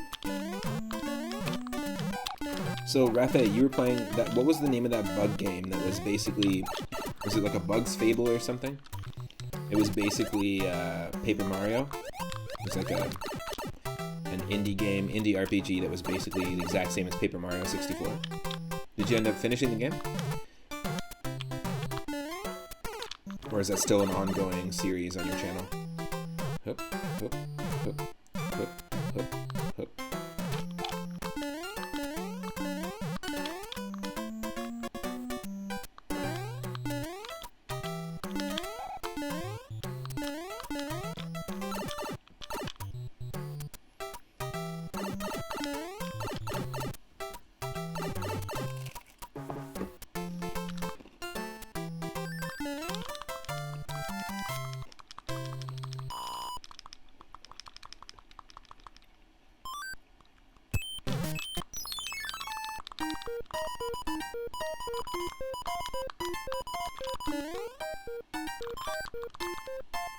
Nice.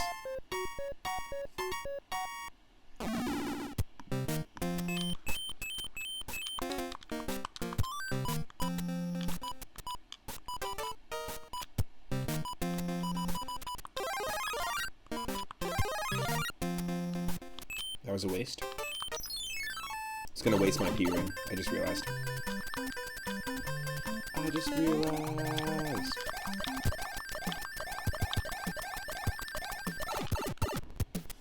Bug Fables, that was it. Nice. It's basically old school Paper Mario. And yeah, it's still ongoing. You might do some more on Thursday. Cool. That B-bot boss is wrecking you on hard mode though. Nice. So there's a hard mode too. Interesting. Paper Mario didn't have a no hard mode.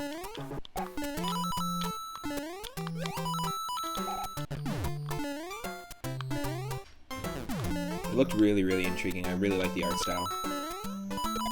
Yes, look at those two hidden rocky wrenches trying to get me. No way. No way.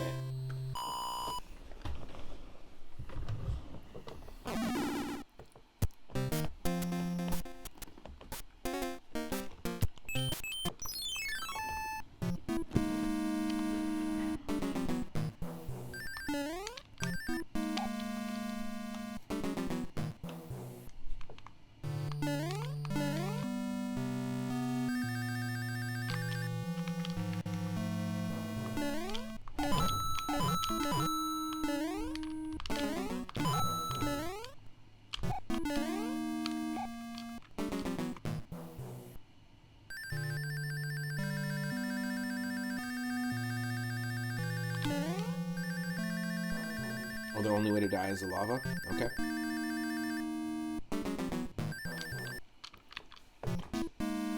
I need that raccoon tail, of course.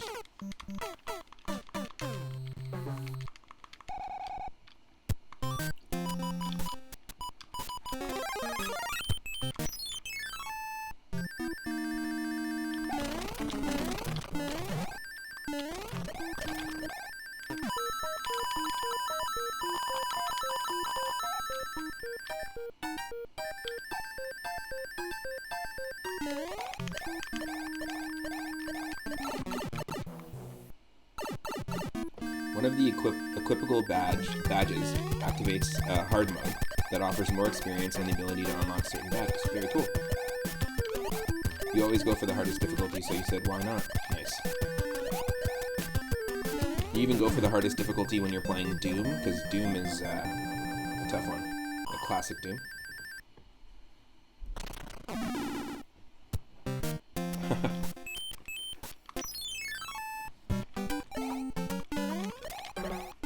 Oh, great.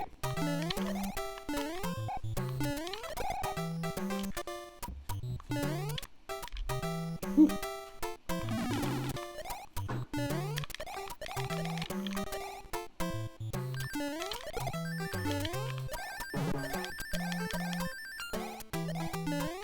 Nice.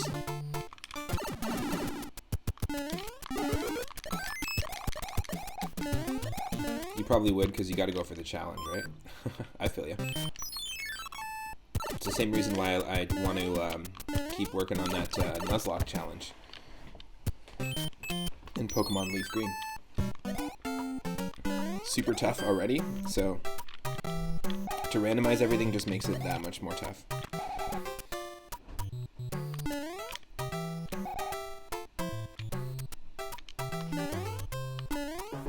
Damn.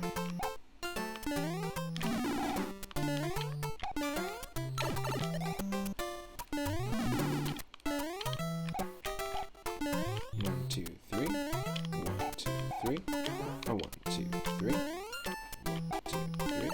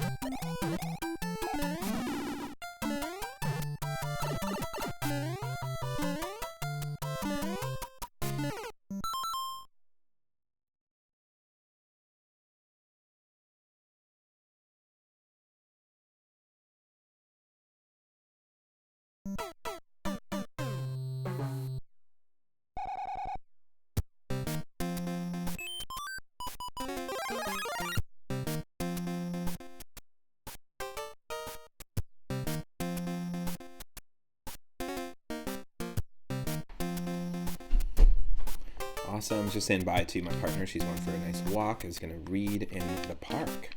It's a fun thing to do.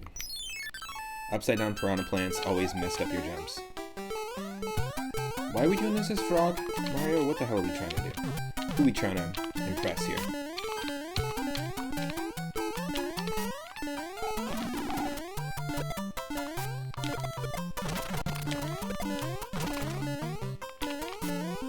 This is always a tough maze-like level, super annoying to deal with, even though I've played it like 1,000 times.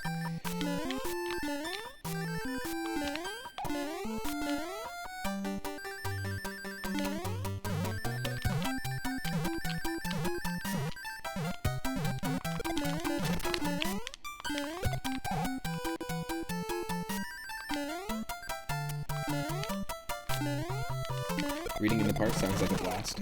Not much for parks around here. Yeah, we're really lucky where we live. It's quite beautiful. Like, pretty much all the time.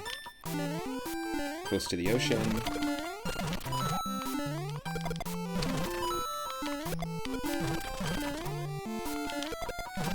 Yes, killed the Goomba on the way down.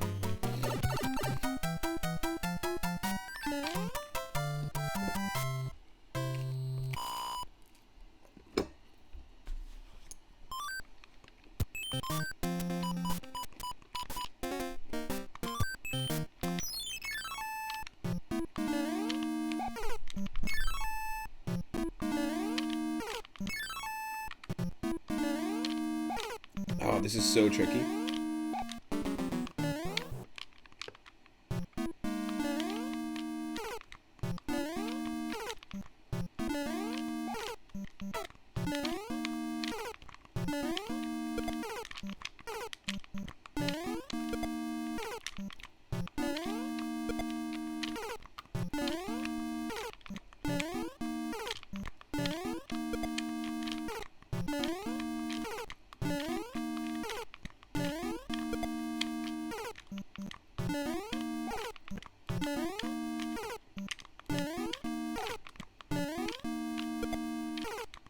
Damn. This is so tough.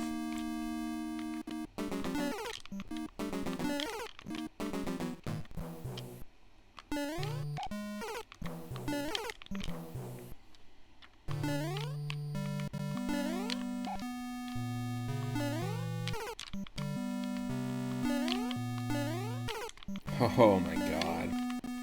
I should have to do all of this super slow.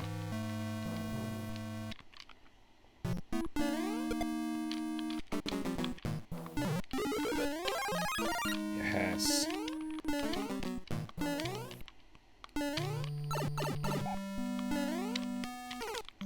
Dumb. Yeah, every move has to be methodical on this level. Just because of the types of piranha plants we're getting here. Oh my god, so tough.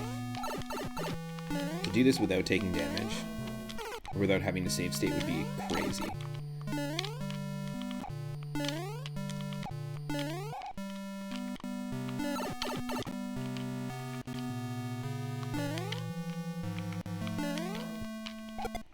Holy shit.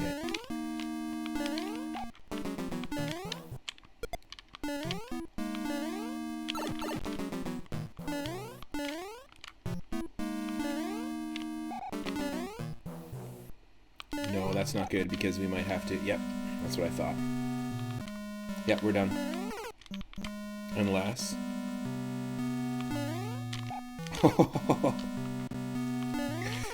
Oh my god. Watch, it's never gonna happen now.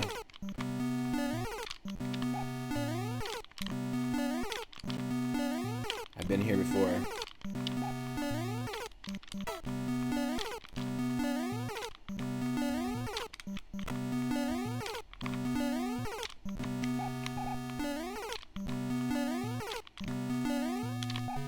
Ah.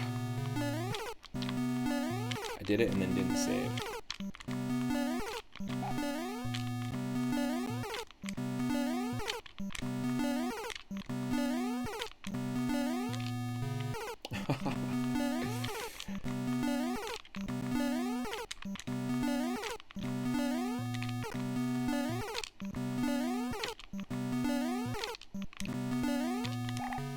God damn it. Ugh, it's possible, but then I always slip from the forward momentum. Super annoying. I guess this is the way.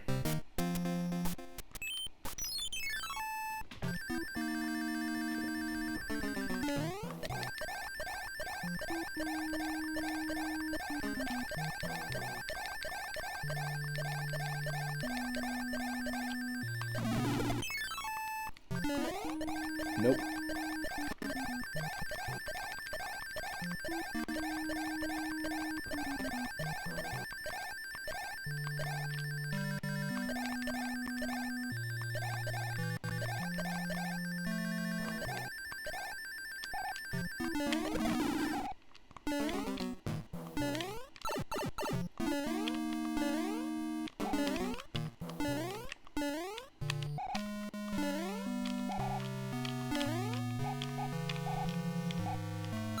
Oh my god, wow.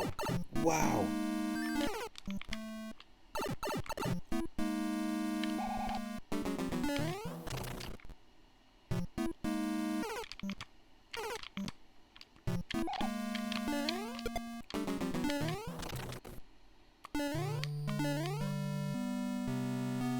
This is another room where that cheap that can soft lock us in the boom boom fight that keeps spawning to kill us. That can happen here. But the platforms here are just just low enough that you can still kind of cheese it if you run into that situation.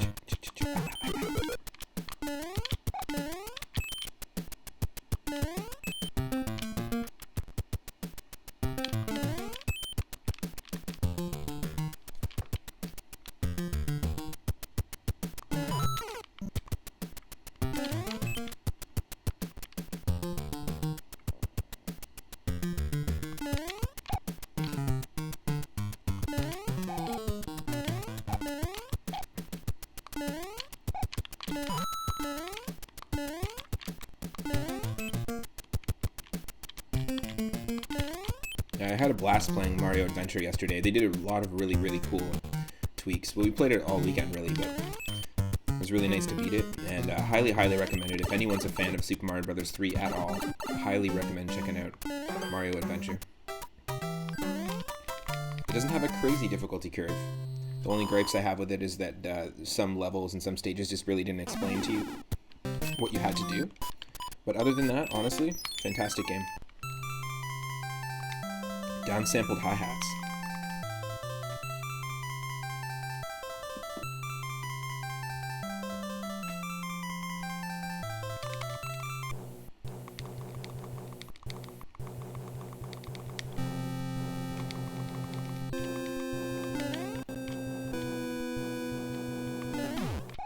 What a gross sky color. It works with the blue ship in the foreground though, but still.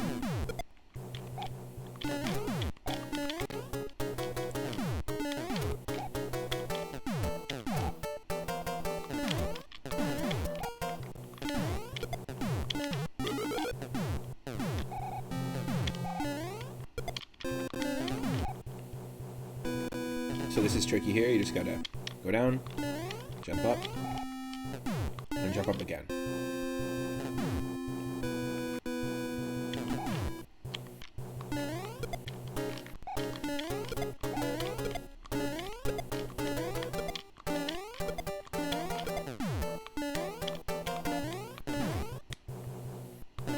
And here we go, let's see how many hit points we got for this Koopaling.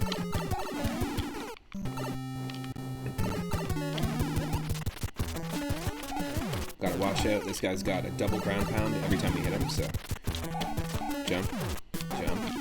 You don't want to get caught. Ain't nothing casual about randomizer runs. I guess casual run, Kyle would mean definitely because it's casual, it's because I'm using save states, I'm just practicing. I'm not timing myself, I'm not trying to beat a personal best time. It's going quite well today. Having a blast, actually. I'm screwed either way. No. Yeah, just doing a fun Super Mario Bros. 3 rando stream. Yesterday, or all weekend, we've been taking on Mario Adventure, which is the very first Super Mario Bros. ROM hack that I've ever, or Super Mario Bros. 3 ROM hack that I've ever played on the channel. And we beat it, and it was lots of fun.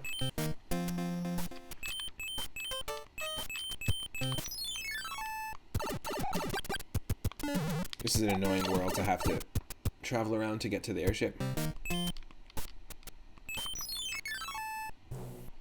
Nice. Hope you're having a good day as well, Kop. Welcome to the stream. Woo. Always down for watching some Mario. Nice.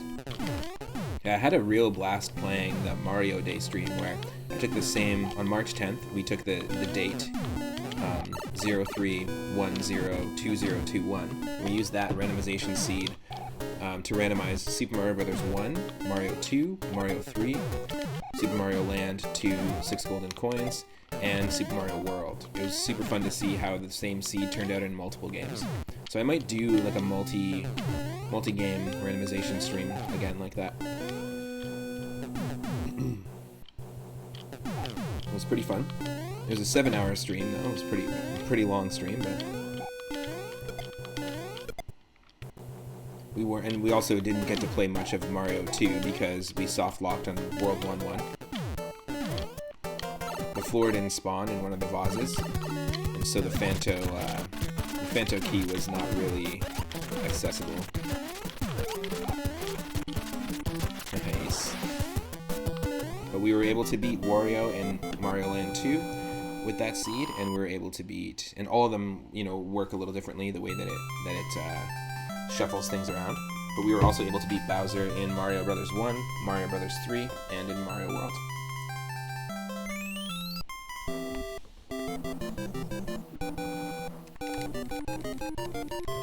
Nice.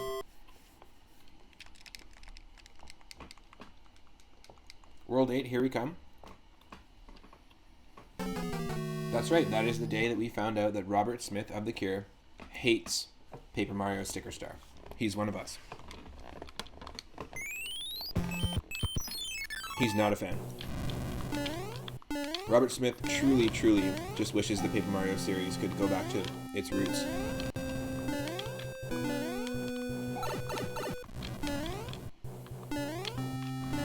He knows that's the cure for what's going on, for the disease that the Paper Mario series has been infected with.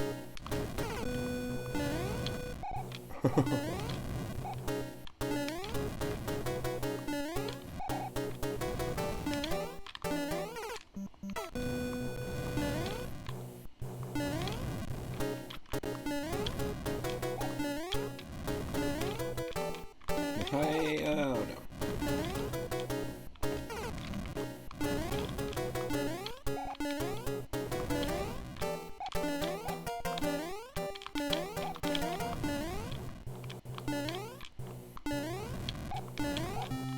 So yeah, a lot of the enemies glitch here in World 8. Especially if you get non-airship enemies spawning here. Sometimes boys do cry. I like that.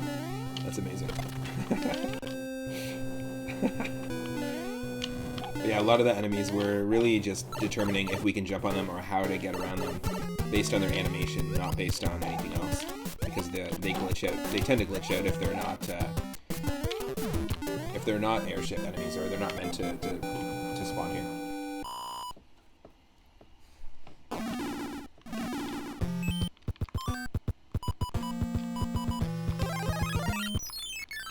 The terrible palette on Fire Mario. He's basically just a red silhouette.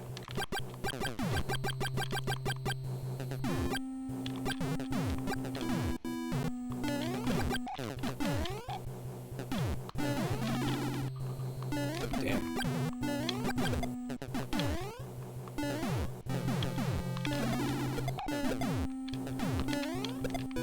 Yeah, I really want to keep my firepower here because, yes, Intensely Blood Mario, brand new power up in the Mario Silent Hill crossover game that's coming out.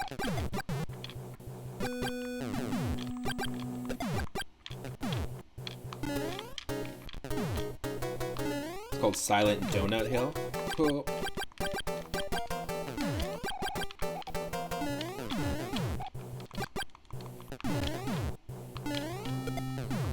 The boss of Silent Donut Hill is King K. Rool. King Crueler. Oop.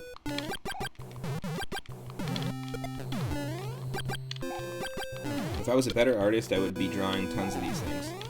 We had the Calzone Boo that we've seen in the Super Mario World Randomizer. We need some fan art of the Calzone Boo. So you envision that, basically a mix between a Boo Buddy and a Calzone. And we also had Wario with a fade from yesterday's Mario Golf stream. Someone needs to draw Wario with a fade haircut. It needs to happen because of his style, his putting style and driving style in Mario Golf 64. It's fade. It's a deep fade too, like a real fade.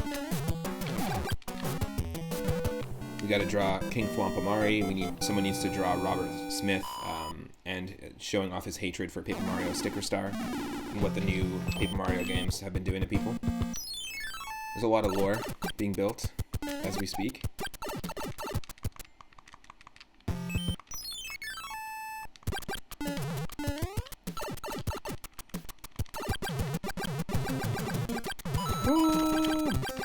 This level is referenced in Super Mario World. There's a level exactly like this in Mario World. And I like that it references, Mario World references a lot of specific levels in this game. And this references visually a lot of specific levels in the first. You can't wait till Mario has to fend off Pyramid Head with only a frog suit and his wits. And then you know that as soon as you fight Pyramid Head, he takes the hat off. And you realize it's just Waluigi the whole time. That's why he was so lanky and skinny. That's why he was walking that way. And carrying a tennis racket for some reason. Thought it was weird that Pyramid Head was starting to play tennis. Oh man, draw King Thwampamari, please. I can't, I'm just not, I end up spending more time streaming than drawing. I'm not a terrible artist, but I don't know if I'm the right person to do it. That's so funny. Oh. Yes.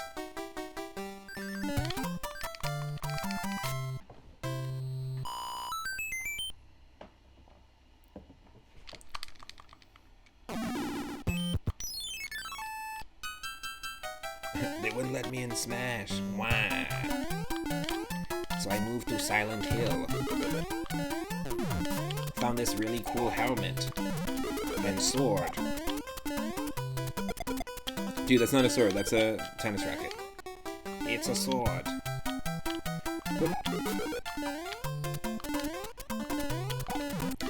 I just found out yesterday that you can pick alternate colors for Mario Golf characters. It's our second co-op stream with me and Michelle. Playing through the game, and really funny. Honestly, we went through every single character, and every single alternate color is absolute garbage.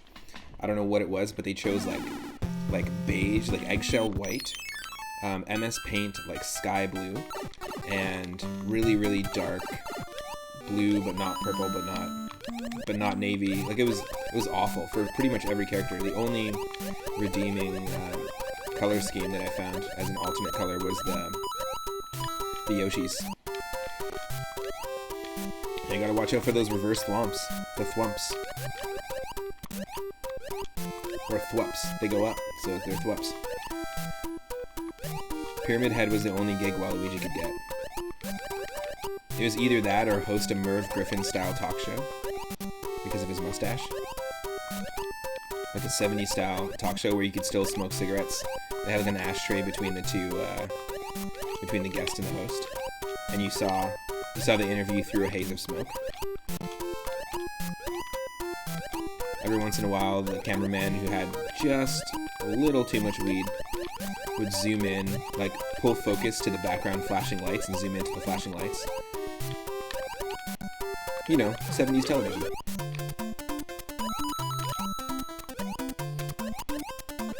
'70s live television.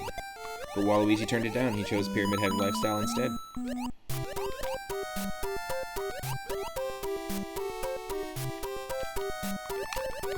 Yes, oh my god, that's so close. Get me out of here. Holy shit. Pomote, yes. Definitely hard to say. Pemote. Like an emote, but a pemote.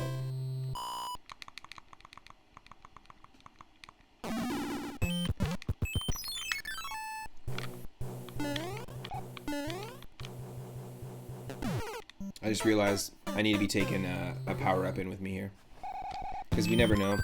One of these ship levels will actually spawn an enemy instead of a Boom Boom as the main boss. And we need a specific power-up. We can't actually kill it as Small Mario, Super Mario, or Raccoon Mario. It's just not a good idea. It's not that we can't.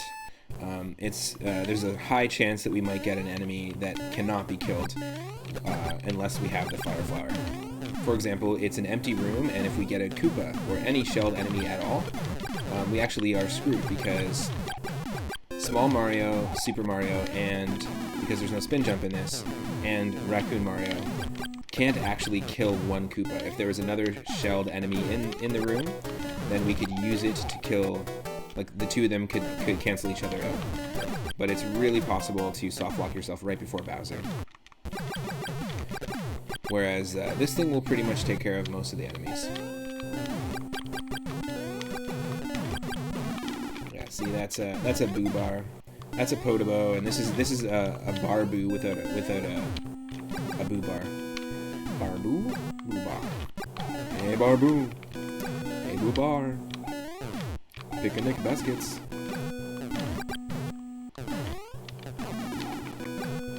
Wow. Okay, so there's a laser disc of the original Super Mario Brothers. There's 2 laser discs of the original Super Mario Brothers movie spinning around me.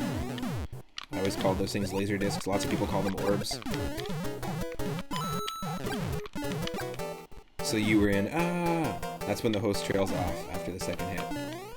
Yeah. Exactly. Yeah, you were. So yeah, tell me about this new movie you're in. I got you. The holograms. Coming to get you. How many grams would you like? Holograms, please. Can I get holograms? That's me entering Surfin's chat every night. You guys got any holograms left in stock? I gotta come back Thursday. I gotta come back Thursday, okay? Whoop. Come on.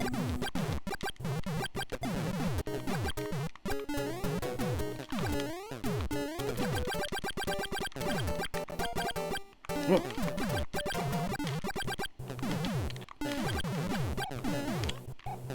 Oh, that was a thwomp. Oh my god. It's a sideways thwomp, just glitched out. It looks like a Rocky Wrench with mutated into a Bob-omb. Into 2 Bob-ombs. Do you have all the grams, good sir? We've got them all. We've got candy grams, holograms, telegrams, cracker of the gram variety. That was stupid. That's what we need. Yeah, we would have been screwed if we didn't have the fire. Because Small Mario, Large Mario, and Large Mario. But what if he was called Large Mario instead of Super Mario? And the power-up was the Large Mushroom? Large Mario Brothers, new Large Mario Brothers, Wii U, and Knuckles, DX.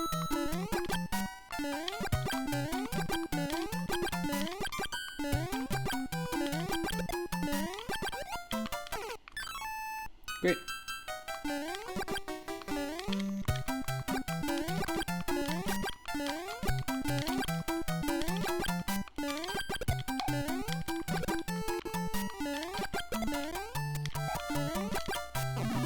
Oh.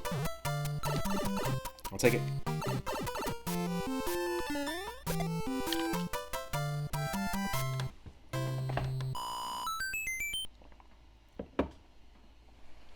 Got a pretty crazy, yes, Large Mario Tennis. All I can think of when you say Large Mario Tennis is those sports game, those codes for sports games like NBA Street, NBA Jam, football games and stuff where you could have the big-headed players, turn all the players into bobbleheads, basically. That has to be, that 100% has to be a hack. Somebody's got to hack, if it's possible, the N64 Mario Tennis and just enlarge their heads. Just the heads. And even if it's just like 3 times the size that it normally is. Or like 2.5 times.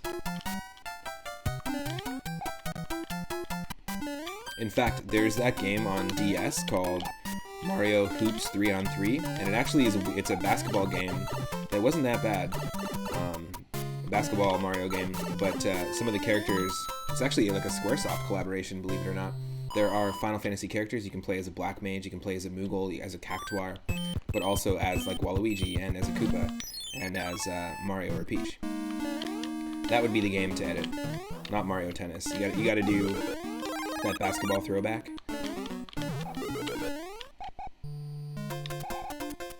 I'm sorry, sir, but you have a bad case of the basketball throwbacks. What kind? Unfortunately, it's a free throwback. Oh, no. What do I do? Well, you're gonna have to call all of your sexual partners and... No, I'm kidding. Oh. It's like Big Bertha without a ring to it. So a single Big Bertha.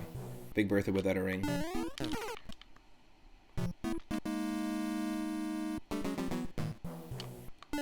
I still think it's hilarious how they interpreted Big Bertha in the 80s Super Mario Brothers live-action movie. Actually, how they interpreted pretty much everything in that movie. Like how they interpreted Toad. Toad is basically just Dane Cook with a weird, like, Blade Runner meets Chris Tucker from Fifth Element haircut. And he plays harmonica for some reason. The Goombas are massive. They look like they're people wearing... they look like David Byrne in his giant oversized suit with a shrunken head. With like a voodoo shrunken head on top. And for some reason they interpreted like just a head with feet, or like a mushroom with feet and fangs, as a giant, you know, giant torso. It's like, what's the first thing you know about a Goomba? Giant torso. Giant torso. What's the first thing about Bowser? He's definitely human, 100%. He's got a weird haircut, and he's obsessed with pizza. He just really needs to order a pizza. That's definitely what that's what we know about Bowser. What do you know about Mario and Luigi? Well, Mario definitely saved like multiple princesses, not just one. And most of them were just his ex-girlfriends from Brooklyn. And remember that level in Mario where they slid down a mattress down like an ice tunnel? That was definitely a thing.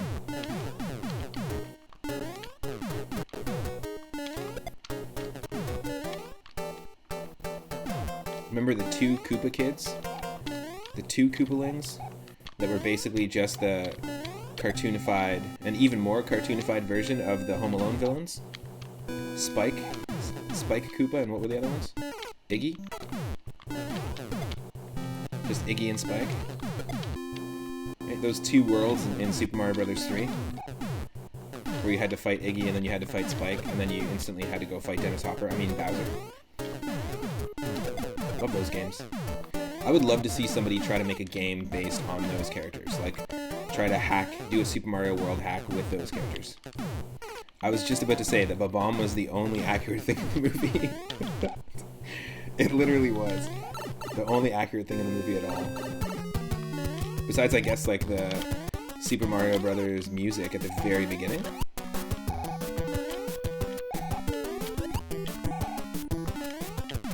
I also love how much people were afraid of the Bob-omb. Great movie. Here we go. Taking on the bows. We gotta frog it up. Come on. We know we gotta frog it up. Bowser time. Let's do this. Hey.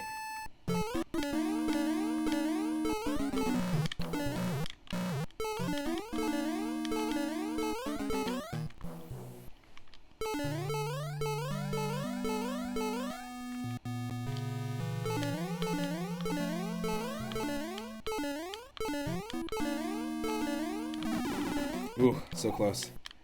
So close to keeping the frog.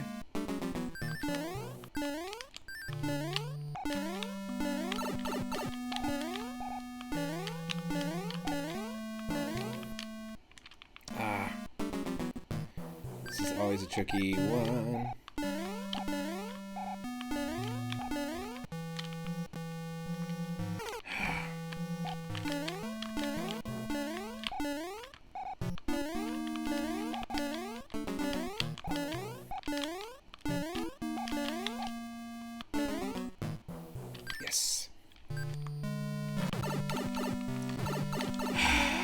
Great bows, great bows.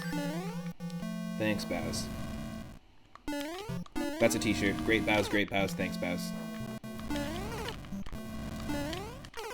The Mario and Luigi awesome show. Great bows. Great bows.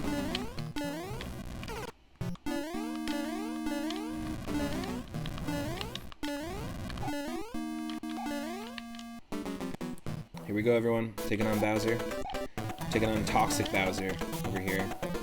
He looks a little sick. Yo, dude, where'd you get that outfit? You're looking sick. Oi.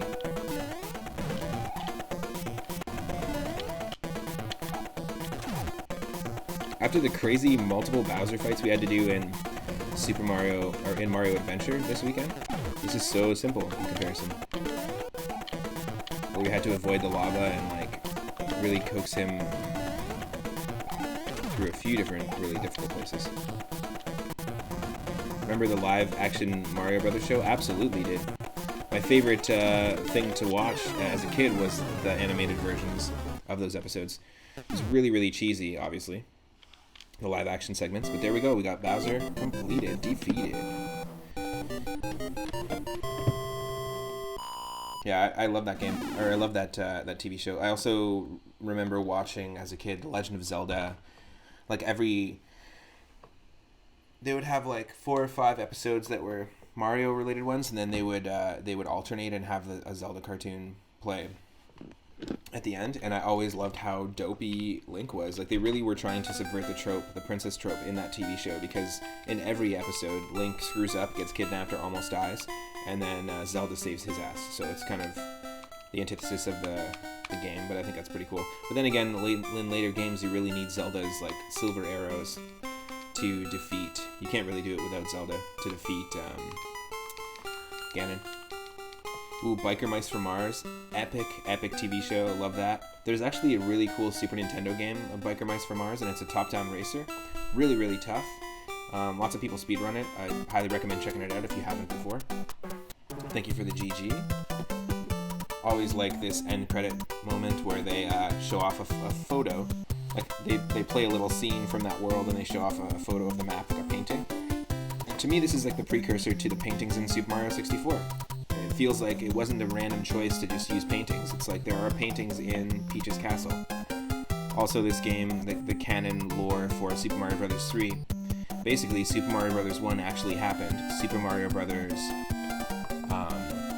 2 was a dream, and Super Mario Bros. 3 is just a recounting of what happened in Super Mario Bros. 1. It's sort of just like a remake. Look, it's a play, essentially. They're putting on a play. That's why the curtains lift. That's why a lot of the platforms are hanging off of like strings and wires and stuff in the game. So technically, in the canon, like, this is something that they put on a play to tell the story. Then in Super Mario World is actually something that happened. And after you beat Super Mario World, it says that they go on a much-needed vacation. Once they leave Yoshi's Island, we know that Super Mario World 2 is a prequel, so it explains what happened before Mario Bros. 1. But once they leave Yoshi's Island and go on vacation, when you beat Super Mario World, the actual canon is they go to Delfino Island. They take a plane to Delfino Island, take a vacation, and then Mario gets framed in Super Mario Sunshine. So it's kind of funny how it all ties together. You feel like Zelda saved his ass in Ocarina of Time too? Definitely.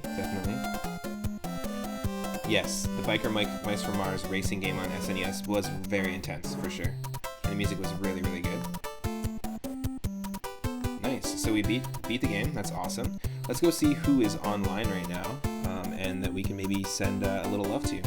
I'm going to be jumping back on here at 6:30 p.m. Pacific, and I'm going to dive back into the Super Mario Bros. X fan game that we started a couple weeks ago.